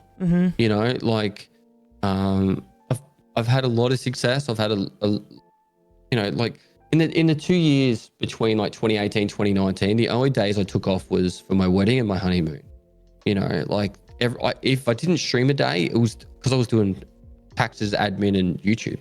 You know, it wasn't, I'm just like gonna go down the park and go out for lunch with the missus. It was like I'm working still. And that's what it took to get to the point I'm at. I actively know that I'm not growing at a rapid rate right now, but I don't care. You know, like I have that balance now where I can make great content. I can have a lot of fun. I can still, you know, pay my staff, make some money, but you know, I'm not going to be a 10K viewer streamer, at least until I change something. Because I'm not going to put that effort in. Because I need to, like, I pick my daughter up when she goes to childcare. You know, like I every day, no matter what, I have dinner with my family. I, you know, take my daughter for a walk or priorities, do whatever. Like, they change a lot, and I think it's important that you mention that, because like with becoming a father and stuff, I'm sure it's super. Your priorities switch, right? When you become a father, your priorities switch, and it sounds to me that you balance that pretty well, right? And that's so important to have. You know, it's so important to balance your priorities in life. And I feel like you're at a stage where not only you're doing well, but you're allowing yourself to kind of take a step back in a sense, right? Like you just said yourself, like you're you know, you're not a 10,000 viewer, or you just said you're 10,000 viewer streamer, right? Like you have to sacrifice, and that's what so many content creators don't talk about, is how much you have to sacrifice. You know how many parties I've said no to? I didn't go to one prom, I didn't go to one homecoming because I was streaming, or I was out, you know, I was throwing smokes on B on Mirage. You know, like I was doing all of that stuff, right? There's a lot of things that you have to sacrifice as a creator, and it sounds to me that you're sacrificing things, but you found the right sacrifices nowadays, and it sounds to me that you're balancing it well. 100% agree. Particularly that first 4 years, weddings, funerals, birthdays, didn't go to any of them. I think it was maybe a couple of funerals I went to for my dad. Like, that's not my dad's funeral, but his brothers passed away, and I made sure I got to those ones. But really, there was a lot of things I sacrificed, including time with my wife or doing things that I enjoy. And I think that's very common for all creators. I think there's an importance to find a balance that is capable and it is good for your mental health. And if you are married or in a relationship, that you're not sacrificing that relationship for the content as well. There's work hard, and there's like work hard and smart. And I would always emphasize to make sure you do work smart. Streaming more hours doesn't equal more success. I always tell people that. They don't listen. The biggest factor, I say, if you've got a 40-hour week, only 20 hours that should be streaming. Best. I say this to people too. If you have 8 hours a night to dedicate, or let's say you get home from a 9 to 5, you want to start streaming. and you have 4 hours. I say 2 hours stream, 2 hours. The other 2 hours, learn how to edit, graphic design, learn all of the algorithms, do research on that stuff so that your work off stream can benefit on stream. And I think that's huge. You gotta sacrifice the right things. You know, you gotta make priorities in your life and balance it well. And I think people don't realize, like, and particularly over the last like few months, like even straight after the subathon, I didn't stop working. I just wasn't streaming. Yeah. Like this event that I'm doing, I'm calling it Creators Uncut. There's been a lot of hours put into organizing that. Like I'm flying people from America. I'm organizing sponsors, like all these things. It just doesn't just happen overnight. Like there's tens, if not 100 hours put into me organizing this event and I have staff as well. Like it's not just like and I've actually employed someone to help me organize the event too, and I've got producers coming in. Like there's I think about 7 people behind the scenes to have a 6-person event. Like that's what you need. It's how it is nowadays, right? It's production and how that event, if it's successful, and I'm not saying like I don't really care either way. I would want it to be successful, but even if it's not successful, like I'm having a lot of fun making that event, and that's important to me. The thing people need to realize that if you've got like a 50-hour week to work on content, like your 25 hours of streaming should always, like the main focus of that should be, what can I do in those 25 hours that I can convert to shorts and long format? And so then, go for some funny interactions that you can make TikToks, maybe do like a money run in Tarkov or whatever. And then in those other 25 hours, okay, I can edit 1 or 2 long format videos. I got 5 or 6 shorts. And then I've also got to do like, admin, whatever that is, organize some new emotes and prep for a new event or something. Maybe something in the following week's going to take a lot more work, and so, yeah. I feel that way with, it's much less of a scale, but this podcast has helped a lot. I've realized when I was streaming and playing Tarkov so much, I wanted to, what's very important to me is to find something that's fun every single day for my stream. Whether it be my laughs with the chat or whatever it is.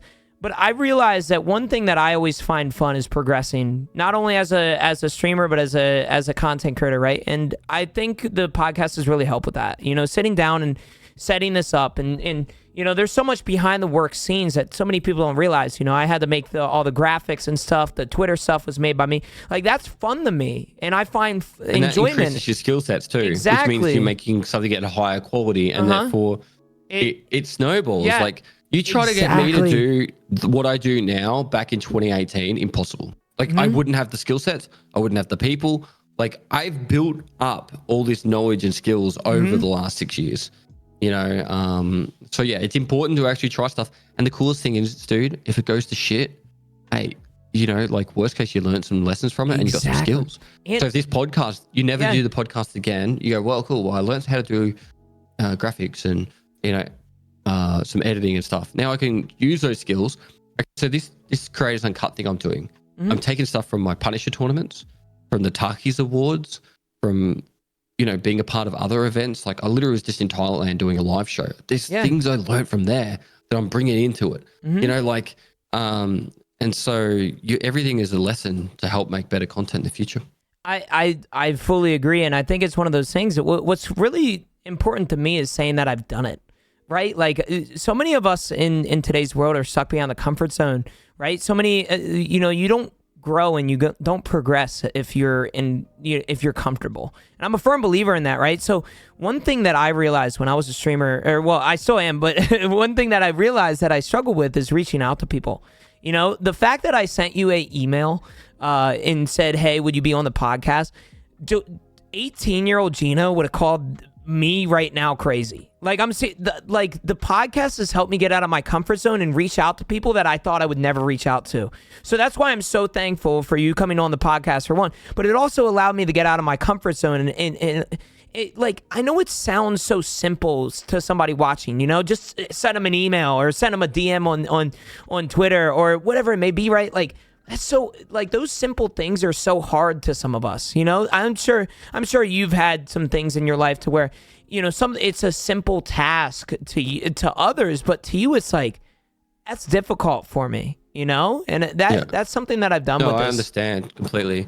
The actually, I think people have been tagging me to do your podcast for a while. Yeah. And the only reason I didn't just lean forward earlier and say I'd do it, because I actually do podcasts. Yeah. Whenever anyone asks me, really. Yeah. The only reason I didn't say yes earlier, or at least just reply to one of those tweets, is like, I kind of like it when someone's done a few dozen. Mm-hmm. Because that's you how have a format now. Yeah, that's instead of it just sitting down and go like, what do we do now? Mm-hmm. Or like, what are our topics? Like, you actually have a structure to your podcast. Mm-hmm. You actually have talking skills. Like, it's not like your first time talking to someone, so you're trying to figure it out. You know? So that was the main reason. Like, I didn't want to be like the first guest. I wanted to be like a dozen or two in. Yeah. And that way you've built up the skill set. So to be honest, I just wanted to be after Julie. But yeah, I sent you that in the email too. I literally sent you. I was like, I've gotten to a point where I'm comfortable with the product that I'm releasing, that I want somebody like Pestily on my podcast. And I think I sent you that, right? I was like, I've had some people in here that you know, I've experimented. I've gotten to the point where my podcast, it feels good enough to release, right? And that's why I hit you up. I was like, I'm not only getting out of my comfort zone, but I'm comfortable with what I'm putting out, and that's important to me. Not only releasing the podcast, but being comfortable with it. And that's going back to that whole time thing. I think the time, if I'm going to commit my time to your podcast, like, this is no offense to people that are just starting out podcasts, but like, my time has a certain sort of value to myself, and so I want that podcast to be the best podcast it can be at that point. Yeah. So I don't want it to be messy. I want it to be, have some sort of structure and have some sort of what's the word, like, experience. Yeah. 100%. I mean, that's why I have structure. I'm going to be honest with you, Pest. I'm going to send you a DM after the podcast, and I send it to every creator that I've had a podcast with.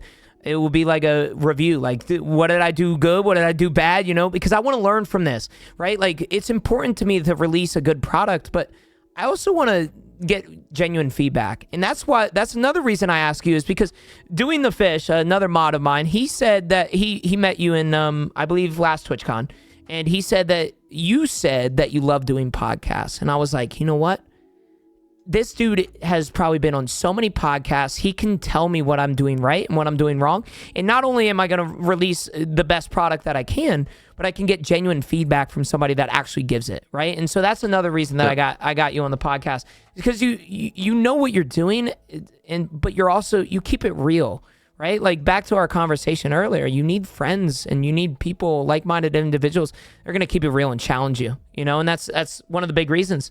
Moving on from all that, how do you explain streaming to your family? I've always asked this creators, but, like, other than your wife or somebody in your close family, how do you explain, like, Thanksgiving, or, well, I don't, not Thanksgiving over there, but when you're sitting down with family, how do you explain it to people? Yeah, it took a while for them to understand. My mother-in-law instantly started watching, which was really, really awkward, because, like, I'd be, I don't know, we'd go and visit, and she'd be like, oh, how's so-and-so? And I'm like, what? Like, what do you mean? And I'm like, oh, I saw you on the stream, you were talking about so-and-so. And I'm like, that's so awesome. And so, and I'm just like, oh, God. But yeah, it was cool, because she actually kind of understood very early on. Because when I was like, oh, no, I can't, I've got to work, she was like, oh, yeah, I get it. Whereas my mum was like, what do you mean you can't take time off to come over for the birthday? Mm-hmm. And I'm like, I can't. Like, my mum lives 8 hours drive away. So, that's a minimum 2-day trip. And, it might be straight after like, let's be honest, Christmas. Mm-hmm. Christmas is fucking horrible in Tarkov. And so, like, my mum comes to me every Christmas, and she knows sometimes on Christmas Day I'm working. Yep. But it took a while for her to understand that. Mm-hmm. It took a long while. And same with Dad. I think Dad didn't really get impacted didn't really understand until Chat bought him a car. Well, I was downsizing just to try and cut costs and that. So I didn't want my car anymore. So I gave it to my dad, and my dad had this like real piece of shit car. So he gave it to the wreckers, and I gave him my car. And a week after I gave him my car, he was in an accident, and the car got written off. And I'm like, chat, like I can't just buy him another car. I can't afford it. Like this is like maybe 2018. Or maybe early 2019. And so I said, I never asked for money from you guys, but I'm going to put a little goal up, a couple of grand.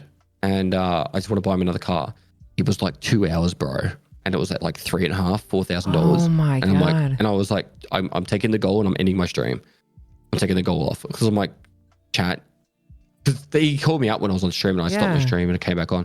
And I said to chat, like, I'm going to stop because they're like posting images of like Jeeps and shit. Like, oh, let's get him a truck. Yeah. And I'm like, no, he's 70 years old. He just needs like a Toyota Camry. That's exactly how Twitch chat is. They just they go for the moon, you know. It's like we're just trying to get to the atmosphere. We aren't trying to get to the moon here, right? So it's like no, but serious. So yeah, and then when I came back I went back home and where Dad lives because he's near Mum, and my brother had organised the car for him, and then we drove. I picked up Dad and I was going to go visit Jeff, which is my brother, and we had the car there waiting for him. We go, oh, Dad, this is your new car, and he's like, you fucking what? Like, I'm like, yeah, chat bought it for you. And that's so awesome. He had a bit of a teary moment and said thank you. I filmed a thank you message from him. And then he realized like, you know, what I do is actually real, you know, like, but yeah, I think 2020 when the Starlight stuff, my whole family kind of got like, hey, he's actually doing something cool over there in the Netherlands, like playing video games, raising $1 million sick kid. My brother's like, I'm a sick kid, where's my million? You know, no, that's so awesome. It's all inspiring. I think I was saying this earlier. I don't know if you ever heard it, but the best feeling one of the best feelings in my life was showing my mom my first paycheck. Right, it was like $250, but at that time I didn't have any money. You know, I just quit Counter-Strike. I made $50 from CS, and I gave my mom the money. I was like, Mom, look at this. I made this. And she's like, you know, it's only this, right? Like you got to keep working. And I was like, okay, I'll go back to working. But it's funny you mentioned the whole family thing. You said it. Your aunt. You said that was like watching your streams when you. When you first, my mother-in-law. Your mother-in-law. Sorry about that. It's kind of similar to my story. I have my grandmother, and I was talking to her, and I was saying, she was like, "How do you get paid?" And I'm like, "Well, I get paid in subs, Grandma. Like, you know, I get paid in, you know, I refer to it like a magazine subscription. Yeah. Well, I said subs. They can relate to that. Yeah, I said subs because, you know, I'm 21. I have I shorten every word. I was like, magazines were before you. Yeah, well, they were way before me. But I was telling her like I get paid in subs, and she was like, "Oh, okay, that's really cool." And I'm like, "Yeah." So I started talking about something else, and she's like, "Wait, Nick, what do you mean? You said you get paid in subs. Like what type of subs? Like Subway or Jersey Mike's or Jimmy John?" I'm like, "Grandmother, subscriptions, grandmother." She thought I was getting paid in Jersey Mike's or, you know, a cold cut from Subway, right? So it was funny explaining it to her. At least he's well fed. That's all. I swear that's all my grandmother cared about, is that I was well fed, as every grandmother seems to be, right? So she's like, "Oh yeah, you know, this kid's getting Subway, right?" I'm like, "No, Ma, or no, Grandma." It's like, it's subscriptions, right? And she understands. I still have trouble explaining it to them, but they're very older, right? My parents are in their 60s, right? So they're older, and they're from a different generation. But I try and share with them as best as I can, you know, like what it's all about. Well, when Toastrat came over to be my dad on stream, my dad was actually there staying with me at the time, and the whole week that Toastrat was there, my dad watched the whole stream all day on his phone. We set it up on his phone, and he was hooked. I was probably like, so my dad awesome. was like, "Oh my God, this is like so awesome." Like he couldn't stop watching, you know, like. That's cool. That is really cool. I actually have a question about Mr. Toast Track. I know you have a great relationship with a lot of great creators, a lot of different creators, and people from all around the world, right? Especially Toast Track. Do you think it's important to have friends like that in the content creation field? I think it is, right? There's multiple. I think you should surround yourself with like-minded people. There's friends, as in like I would catch up with Toast when I go, when I go to Melbourne. Even if it's not something work related, I catch up with Toast. Yeah. He's a lovely dude. Yeah. Love catching up with him. But you also should have friends that are also like business friends, I guess would be the way of doing it. Like surround yourself with similar people that are like-minded and aspiring to do great stuff like yourself. Because Mr. Beast words are best. It's like if there's 5 people all trying to do the same thing and one person makes a mistake, then all 5 of you learn that mistake. So therefore, you're learning mistakes at 5 times faster. It means you're growing 5 times faster. But yeah, having friends in the industry helps a lot because just even having people understand when you're going through a shit time, like which I do as well. I have shit times too. That you can understand. Well, you got someone who can relate. I think anyone who's been a Tarkov content creator can understand like the impact the invasion of Ukraine had on us as creators. Not going to talk too much detail about it, but like there's, I had a lot of companies come up to me and go like, hey, I don't know if we can still support you at this point. And I'm just like, there are companies based in England that's where do you stand on this? It's like, I'm just trying to entertain people. So it was a very like I felt badly for the Russian streamers, right? They copped it sweet. Yep. The Bakizi, Axel, all those guys, they're just like, it was terrible. I think Bakizi like disappeared for like a year after it because he was being abused, and I would get DMs and I'd get emails and people like, can't watch you now, and it's like, well, it sucks. It does. And having creators that are also in the same boat as you and being able to talk to them about those situations. Because I was like, do I switch games now? Is this the time? Is this the time I go variety?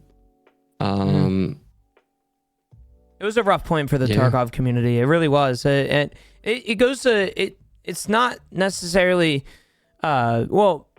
there's other things as a streamer, right, that we are expected to have opinions on. One thing here in America that I'm often asked about is my political status. And I tell people straight up, like, I'm an entertainer. What the fuck? Right, exactly. But they expect, there are people out there, unfortunately, that will only support me if I support a certain person.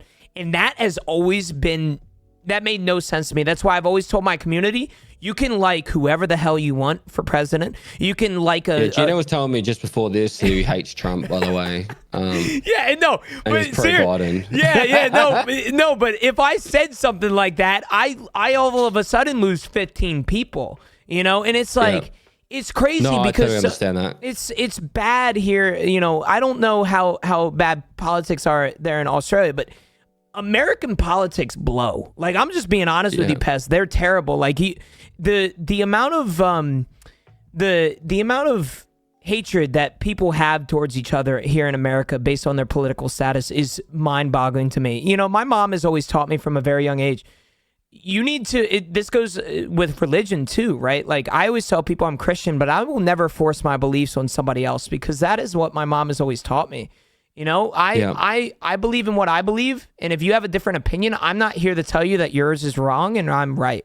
You believe what you want to believe, and I believe in what I want to believe, and we can live, among each other, right? And that's the thing with politics is, right, if I don't support this certain person, it's like I'm a dickhead, right? But if I support the other person, I'm also a dickhead. You can't win in American politics. Same thing with I feel like dude, I've got so many examples for you. Like, there's I so totally many. understand. Yeah. So, like, for example, I was living in the Netherlands in 2020. I'm a white dude, right, from Australia. Mm-hmm. Like, and 2020 was when like Black Lives Matter went like full swing. Mm-hmm. And it was like, I'm talking day zero. Like, it literally was like, it hadn't even trended yet. Mm-hmm. And someone gave me a donation and it said, Black Lives Matter. And I just responded with, what do you mean? Like, all lives matter to me. Yeah. That was my response. And when people were like putting tweets out, like, I can't believe Pest has this stance, blah, blah, blah. And I'm just like, what's going on? And then my missus like, oh no, you can't say that. And I'm like, I don't even know what I said. No, but serious. And I was like, had to delete the VOD. I deleted the clips. I'm like, I'm sorry if I offended anyone. I didn't know. I'm uneducated.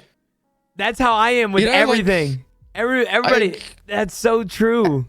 We're talking like literally, like it hadn't even trended yet. Like as in like the whole Black Lives Matter stuff hadn't even trended yet. Yeah. And people were like angry at me, and I'm just like, dude, I'm a white dude from Australia. Like, I got no idea what it's like to be black in America and no, but serious. Going through all this hardship. Like, I feel like I want everyone to like have the happiest lives, and I, dude, like I was just, and another one I did, this was silly of me. Let's be real. But like, I was playing duos with Red Ops, and I just kind of had the biggest unfollow of me ever. I was like, dude, if you don't get vaccinated, you're a fucking idiot. That's all I said to him. Dude, the amount of people that went nuts in my chat, they lost their shit. And I'm like, look, to be honest, like, and we were laughing, and I just saw my chat rage at me. And like, I honestly don't give a fuck if you get vaccinated or not. Yeah. But it was like, oh my God. Like, I didn't realize it would be such a big deal. Like, it was like... What I hate the most nowadays, Pestily, is you can't be a people person. You have to take a side in a conflict, right? And I like... Yeah, but social media's done that. Yeah. Like, social media... Have you seen the movie, the Netflix doco, Social Dilemma? I have not, no. You should. Everyone should. It really shows you how... You know, if you go onto, say, YouTube and you click a pro-Trump video, next thing you'll get 10 pro-Trump videos in your feed. So then you'll get see more of that. So you'll click another one. But if you went into like incognito mode and then you click an anti-Trump video, then the next one will give you like 10 anti-Trump videos. And next minute you're like really polarized one way or the other. Yeah. And social media makes it so we are very opinionated on one far, you know, the left or the right. There's not many people anymore in that middle section that just, you know, like, oh, I'm just happy to like be here, you know? Yeah. You know, that's exactly how I am. Like it's rare. You can't be pro-abortion but anti-gun or something. Like you can't do all these things anymore. Like it's and unfortunately that's just how the world has gone. Whereas like if you like one day you will find me living out in the country just around like a heap of hippie like country bumpkins that just live off the fucking land, bro. Because like I don't give a fuck about all these opinions and shit. Like I just do my thing and. You know, like... Can I have a room in that house, Pestily? Because I'll be honest, I tell my chat the same thing. Bro. You can have one of the... Okay, thank God. Listen, I'll live in the outhouse or whatever it may be. I tell chat that all the time. I want to, like, even opening Twitter some days, it's rough. You know, like you open Twitter and it's like, holy, like... Unless I'm away with work, I actually uninstall the apps on my phone. I don't Twitter, blame Instagram you. and all that. Because... one, you get in the habit of checking it when you're at home, and obviously I'm around my daughter now, so I want to try to use my phone less. But yeah, like I only usually use Twitter now when I'm at my PC, because then that way I can just open it up, post what I need to post, and then just close it. Because the feed is deliberately. I'm glad they finally added following instead of just for you, because like when it was like just random shit, like the amount of political stuff you would get shoved, it's like. That's not what I want to look at. I want to look at cat memes and, I don't know, boobs or something. I'm glad you said it. I mean, I agree. Like, I click my For You thing and it's filled with boobs all the time. And I'm like, what did I click?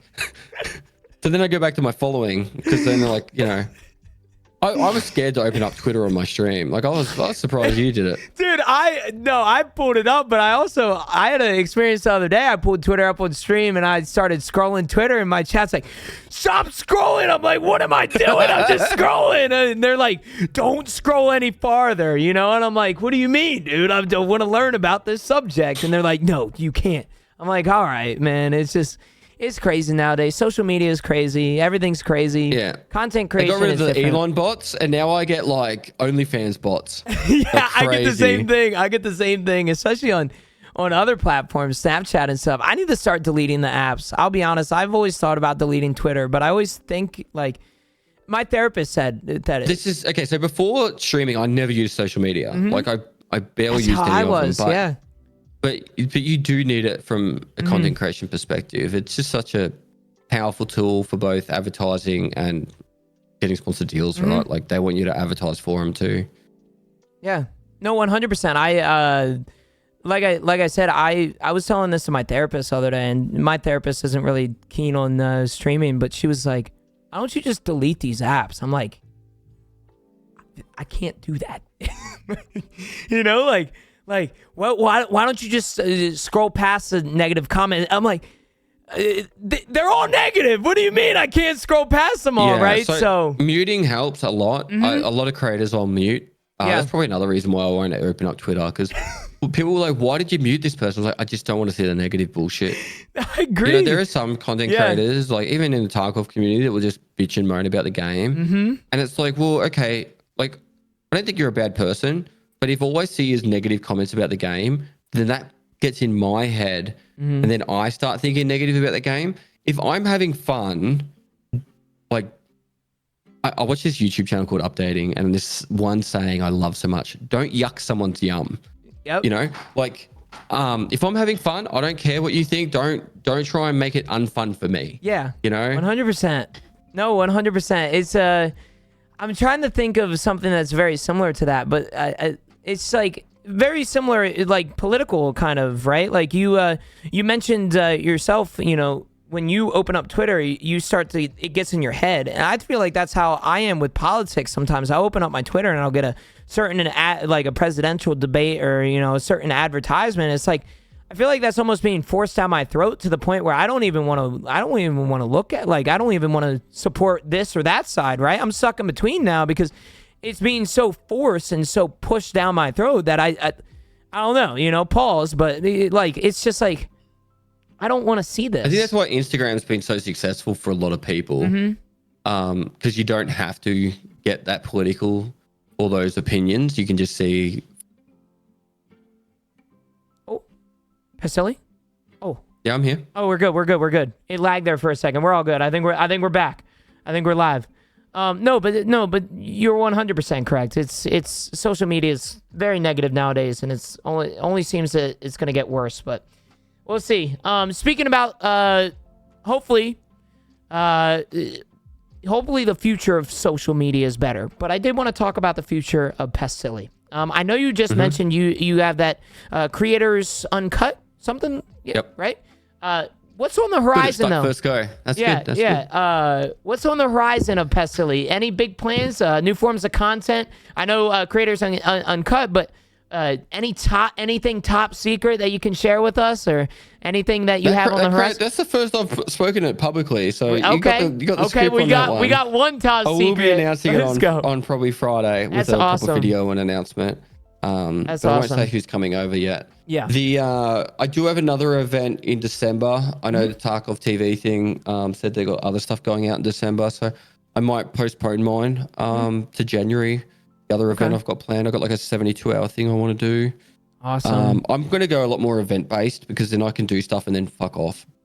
Because I want to start traveling a lot more. So next year, you'll see me like stream pretty full on for a few months and then come back. So then go away for a while. Okay. That's pretty much going to be my strategy for next year. I'm going to go back to Europe, climb some more mountains. I'm going to go live stream on a raft. That's public. So I want to do that in Feb, I think it is.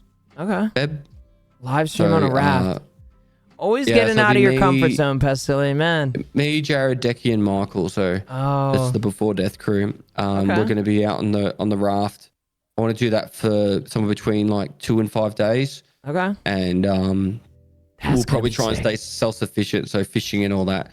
The only problem is Decky doesn't eat anything besides chicken nuggets, so we might have to take some chicken nuggets out there for him. But you thaw them out on the raft there under the sun or something. You know, start cooking them on aluminum foil out there. That's funny. Yeah. That's awesome though. That's probably the main stuff I got planned. Okay. I do want to take more time off next year, which I know is like detrimental to the whole content creation thing, but it's a step. Like I just have to live a bit. Otherwise, for me to maintain doing this 10 years plus, I'm going to have to start taking some months of the year off. And if people don't understand that, I don't care. But it's just what has to happen because there's the average lifespan of a successful creator on Twitch is less than 2 years. Really? That's Twitch wide. I'm above average in something? Oh my God. It's Tarkov, mate. Tarkov creators have had it very good. Yeah. Because obviously we're drip fed, right? Yeah. If Tarkov released 1.0 next month in December, it would be a downward spiral from there for everyone. So whoever was able to transfer across to other games or into variety and all that, you would only be able to like bleed Tarkov dry for so many years past, right? So yeah, Tarkov being drip fed has actually been very beneficial for the whole Tarkov category of streamers. But you can already tell that like it's only really hyped now for like max 2 months past the wipe. Yeah. And then like look at YouTube content for Tarkov. It is like very low. No one wants to see a highlight video anymore. Yep. Like, which sucks because I upload one every Sunday, but you go on YouTube nowadays, you find the craziest idea. You know, I got into a raid with a Timmy and asked if he wanted to download cheats. It's like, dude, are you serious? Like, this is the content. This is where I'm like, that's where I don't like. Like, I like creative ideas, like people trying to do like an RP thing or something fun. Like, I think, who's the guy? I think he's from the Philippines. What was his name? Was like, I played Tarkov as a real life sniper. As in, like, he played as close to a real life sniper as possible. Got like 1 million views. I love those kind of videos where people like try to think of a creative idea and do it, execute it really well. I hate ideas where it's like I killed streamers and got their reactions. Like, I think that's just like Ramen Styles, the person I was thinking of. I hate people that like try and benefit by bringing other content creators down. I think that's always like a really negative thing or kind of lame. Yeah, I mean, I'm not going to name any names, but there's specific YouTube channels that are purposely driven around drama. And I never understood that, right? Like, it just mind boggles me. That's all. Yeah. There's a lot of things that we could talk about, but I'm glad you shared the future of Pestily. I'm beyond thankful. Hey, you gave us a little top secret information there. We're excited for that.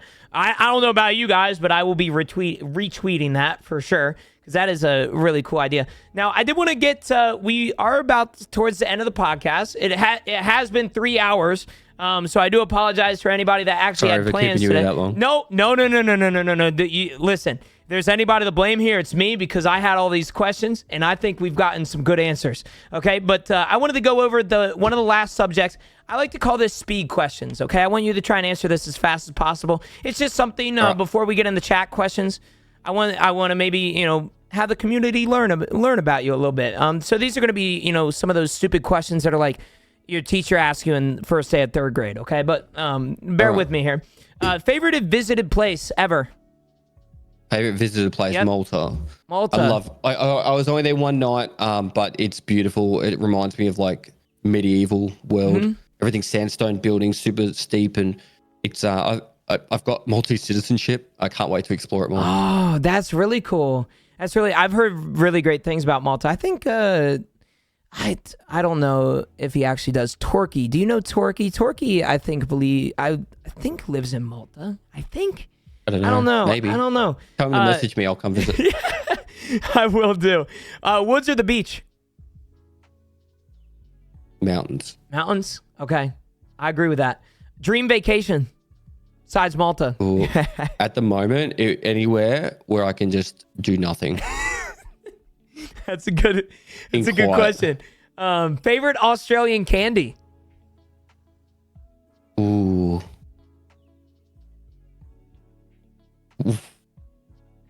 I like chocolate and you call them like gummies, I guess, or like soft candy.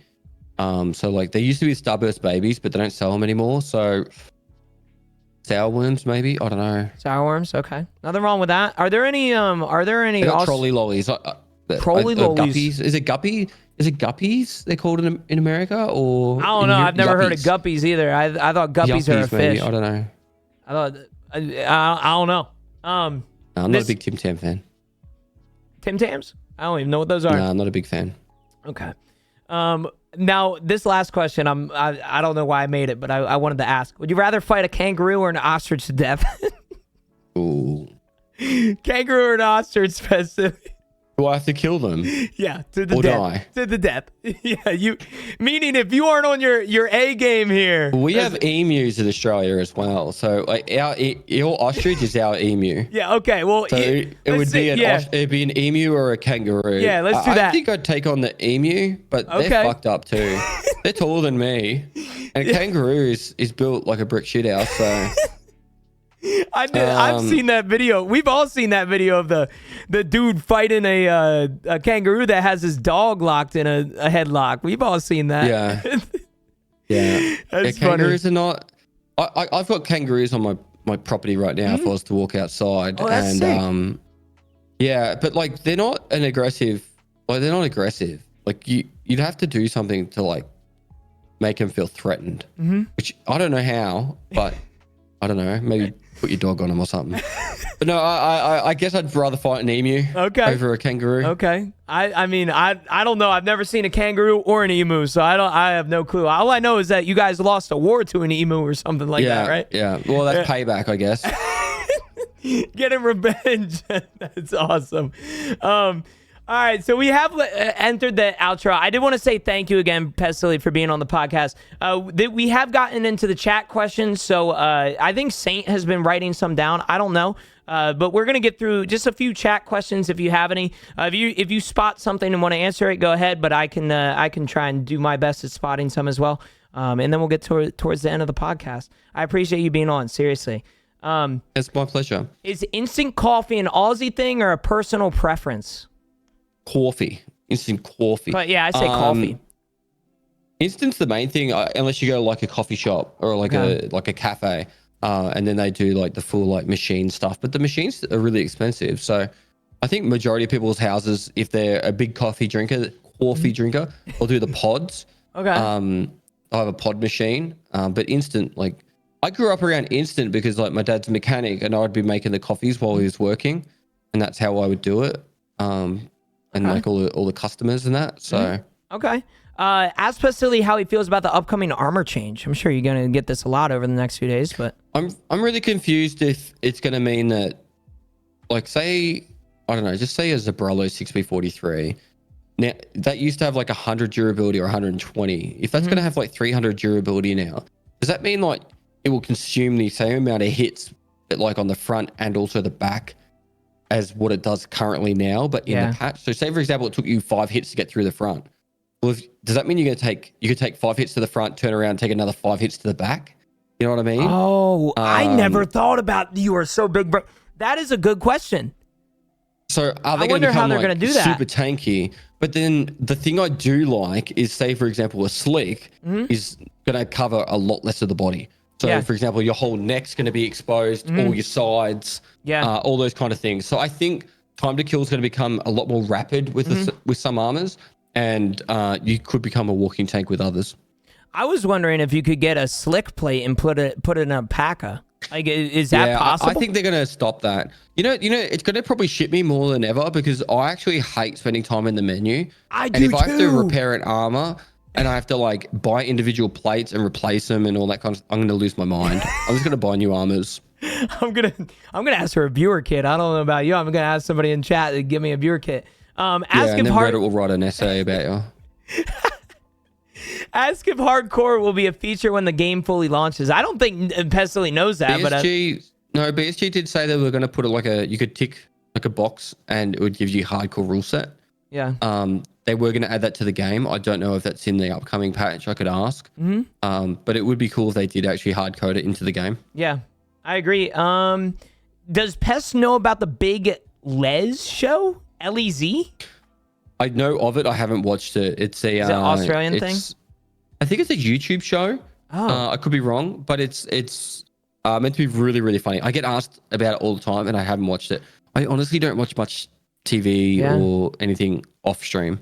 Like I said, like if I'm not working, I just go spend time with my wife and daughter. It's a good thing to do.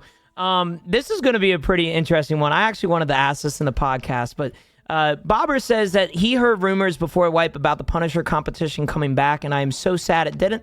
Wondering if Pest will bring back the iconic Punisher tournament. I'll give you my honest answer, and it's not going to be a popular one. I was full swing keen to bring it back, and then I realized how toxic the community is becoming. And I'm like, why would I? Because I lose money every Punisher tournament. Yeah. Like, I've never made money on it. Like, people might say, oh, but you got like 3,000 subs during it. I'm like, yeah, but it took me like 2 editors full-time hours for like a month. I had mods working on all the applications. Prize money's paid by BSG. You know, Dan Giesling and all that, I paid all them. You know, like, I never made money on a Punisher. And I was 100% keen. And then there was just constant, like, really nasty comments on Twitter and Reddit and about Tarkov in general and other creators, and they were bickering and moaning. And it's like, why would I put this on? Like, I'm just going to hear people moan about something else. And it's just like, I'd rather put that energy into something I'm going to find fun, that people are going to enjoy, Respect. that I'm going to feel, you know. So for example, like Creators Uncut, that's going to be, I put energy into something like that. That's So awesome. Yeah.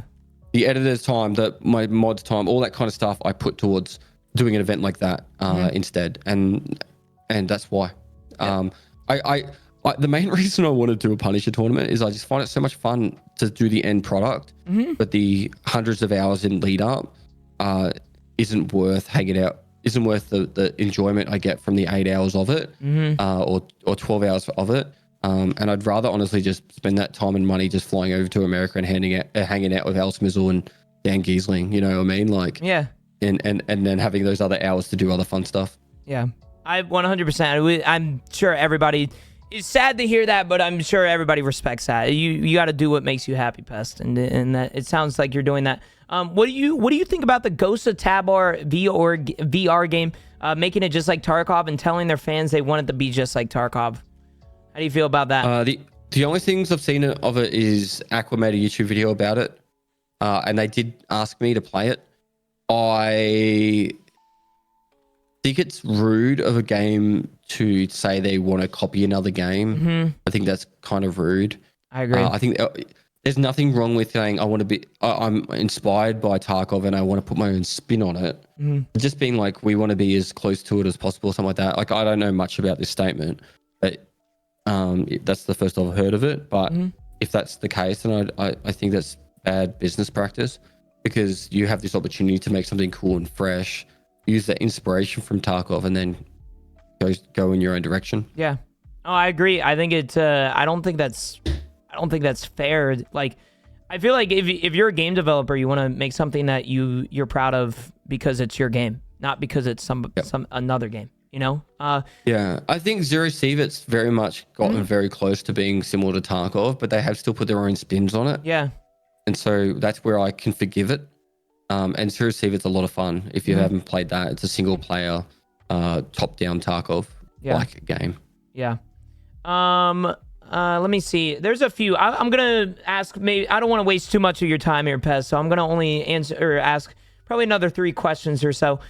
We got one from what was it? Oh yeah, Sis. What has been your favorite meal growing up? That's kind of like a food one, but I figured it's a good question. Yeah, my poison is ice cream. I love ice cream. Ice cream's great. I actually like making my own ice cream too. I haven't done that in a while, and I really should do it on stream. I make a really good strawberry ice cream where I cut up a heap of strawberries. Half of it I mush down into like a pulp, and the other half I just cut them into like small slices, and then I soak those slices in like lemon juice, and it like extracts all the flavor out. And then I have all the mushed up bits I put in the actual ice cream mix with the actual flavoring bit, and you have that streak of strawberry through the ice cream, with the really strong strawberry flavor. So it's honestly amazing. That sounds so good. I want ice cream now. I see a few in here now. How do you play wipe after wipe without just saying screw it? I'm playing something else. I basically hit the level where you unlock decent ammo and stop playing. I think I don't know if I can answer this for you, but it helps that it's kind of our livelihood. You know, it's slightly like in your case, you play the game to have fun, but in my case, I'm almost sometimes forced to hop on. You know, even though I don't want to, but yeah. I do see it as a job, so that does help. But at the same time, I try and make it fun and interesting in its own way. Not this wipe, but the one before, I actually only played really for a month. And then the rest of it I took off, which is a privilege I have from the success I've had. But in the previous wipes, I did lots of playthroughs, and each playthrough I did differently. So, you know, I might do labs only to max levels, or because labs used to be a free to enter, or I do, you know, all these different types of things. And that's how I kept it fresh for myself. Kappa speed runs is what I do, hardcore playthrough, because it makes me feel alive.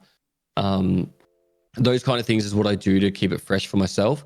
The thing I should say to someone who doesn't do it for a living is play until you stop having fun and then play something else. Because, and when I say fun, I mean, you're no longer getting enjoyable moments. You don't play Tarkov to just have raw fun. You play Tarkov to feel something, right? Yeah. So it's like you go to a horror movie to get scared. You play Tarkov to feel excitement and disappointment when you make a mistake and you lose that gear. The stakes. Yeah. 100%. I agree. I think you should always try and find something that is enjoyable, and if it's not enjoyable anymore, I know there's two more questions, so I apologize. I did 4 questions instead. What is one piece of advice you would give a small streamer today? I think would be a very good one. I'll let you answer that, and then I have one more. The TLDR is copy Mr. Gibbon and his format. There's a few things. So you want to, like I said, if you've got 40 hours in a week, 20 hours should be streaming, and the other 20 hours should be working on shorts and long format. And in those 20 hours you should be of streaming, you should be deliberately putting yourself in situations to get footage for that shorts and long format. And I think Mr. Gibbon does a really good job of it. You should watch the video how to become a streamer by Ludwig. That's a very good video to watch. It'll give you a lot of perspective. You don't have to do everything he says, but even after I'd been streaming for 4 years and saw that video, I learned stuff. And be very critical of your own content, and always try to improve on that content. So if you think you can do something better or different, do it, try it, experiment. If it doesn't work, you can always change it back. Because if you just go live for 40 hours a week with no real purpose in mind, you're not going to succeed. I'll straight up say it right now. You are not going to succeed. I agree. You have to go with a business mindset. You have to. It's. I mean, it is a business, and so many people don't believe in that, but it is a business. You have to make it. You have to think like that. You can stream purely for fun. You might get some people to follow you. You might make $100 a month or a year or whatever. That's perfectly fine. But if you actually do want to do it as a full-time career, the steps that I said is the baseline of what you need to do. But if you just want to be like, hey, my friends can watch when they want, maybe some new viewers will pop in, maybe a funny moment will get there and you'll get a cool clip. That's all well and good. You are allowed to stream for pure enjoyment and a hobby. But if you want to do it as a career, then the steps that I said. Yep, I agree.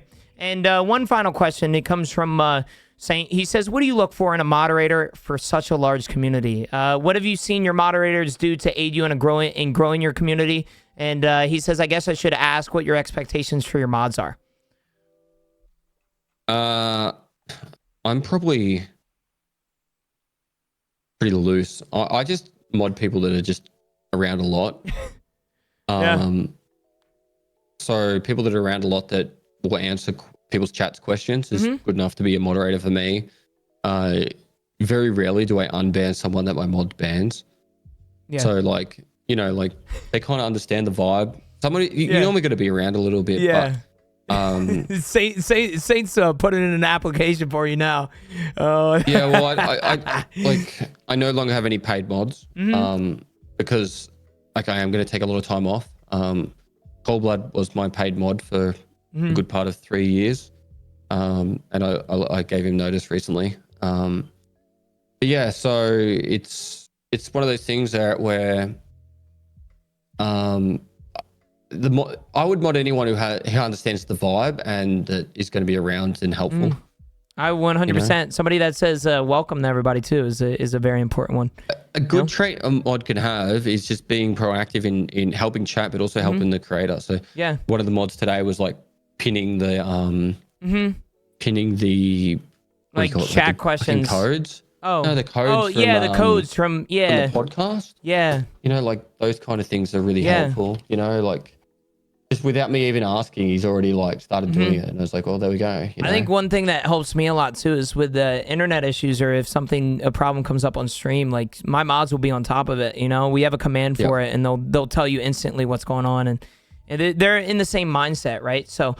Once again, Pestily, I thank you for being on the podcast. I'm sorry for taking up 3 hours and 30 minutes of your time. That is the longest podcast that we've ever had, but I think we answered some really good questions. I think this was probably, in my opinion, the best podcast we've had yet. Like I've been blessed. Thank you again for being on the podcast. Once again, where can we find you? Platform, schedule, what tell us. I'm at Pestily on everything, but if you want to check out the best content we've got, go to YouTube and look up Before Death.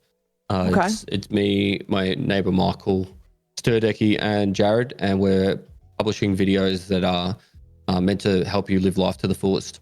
That's awesome. So is that why it's named Before Death? Is that because live life before death?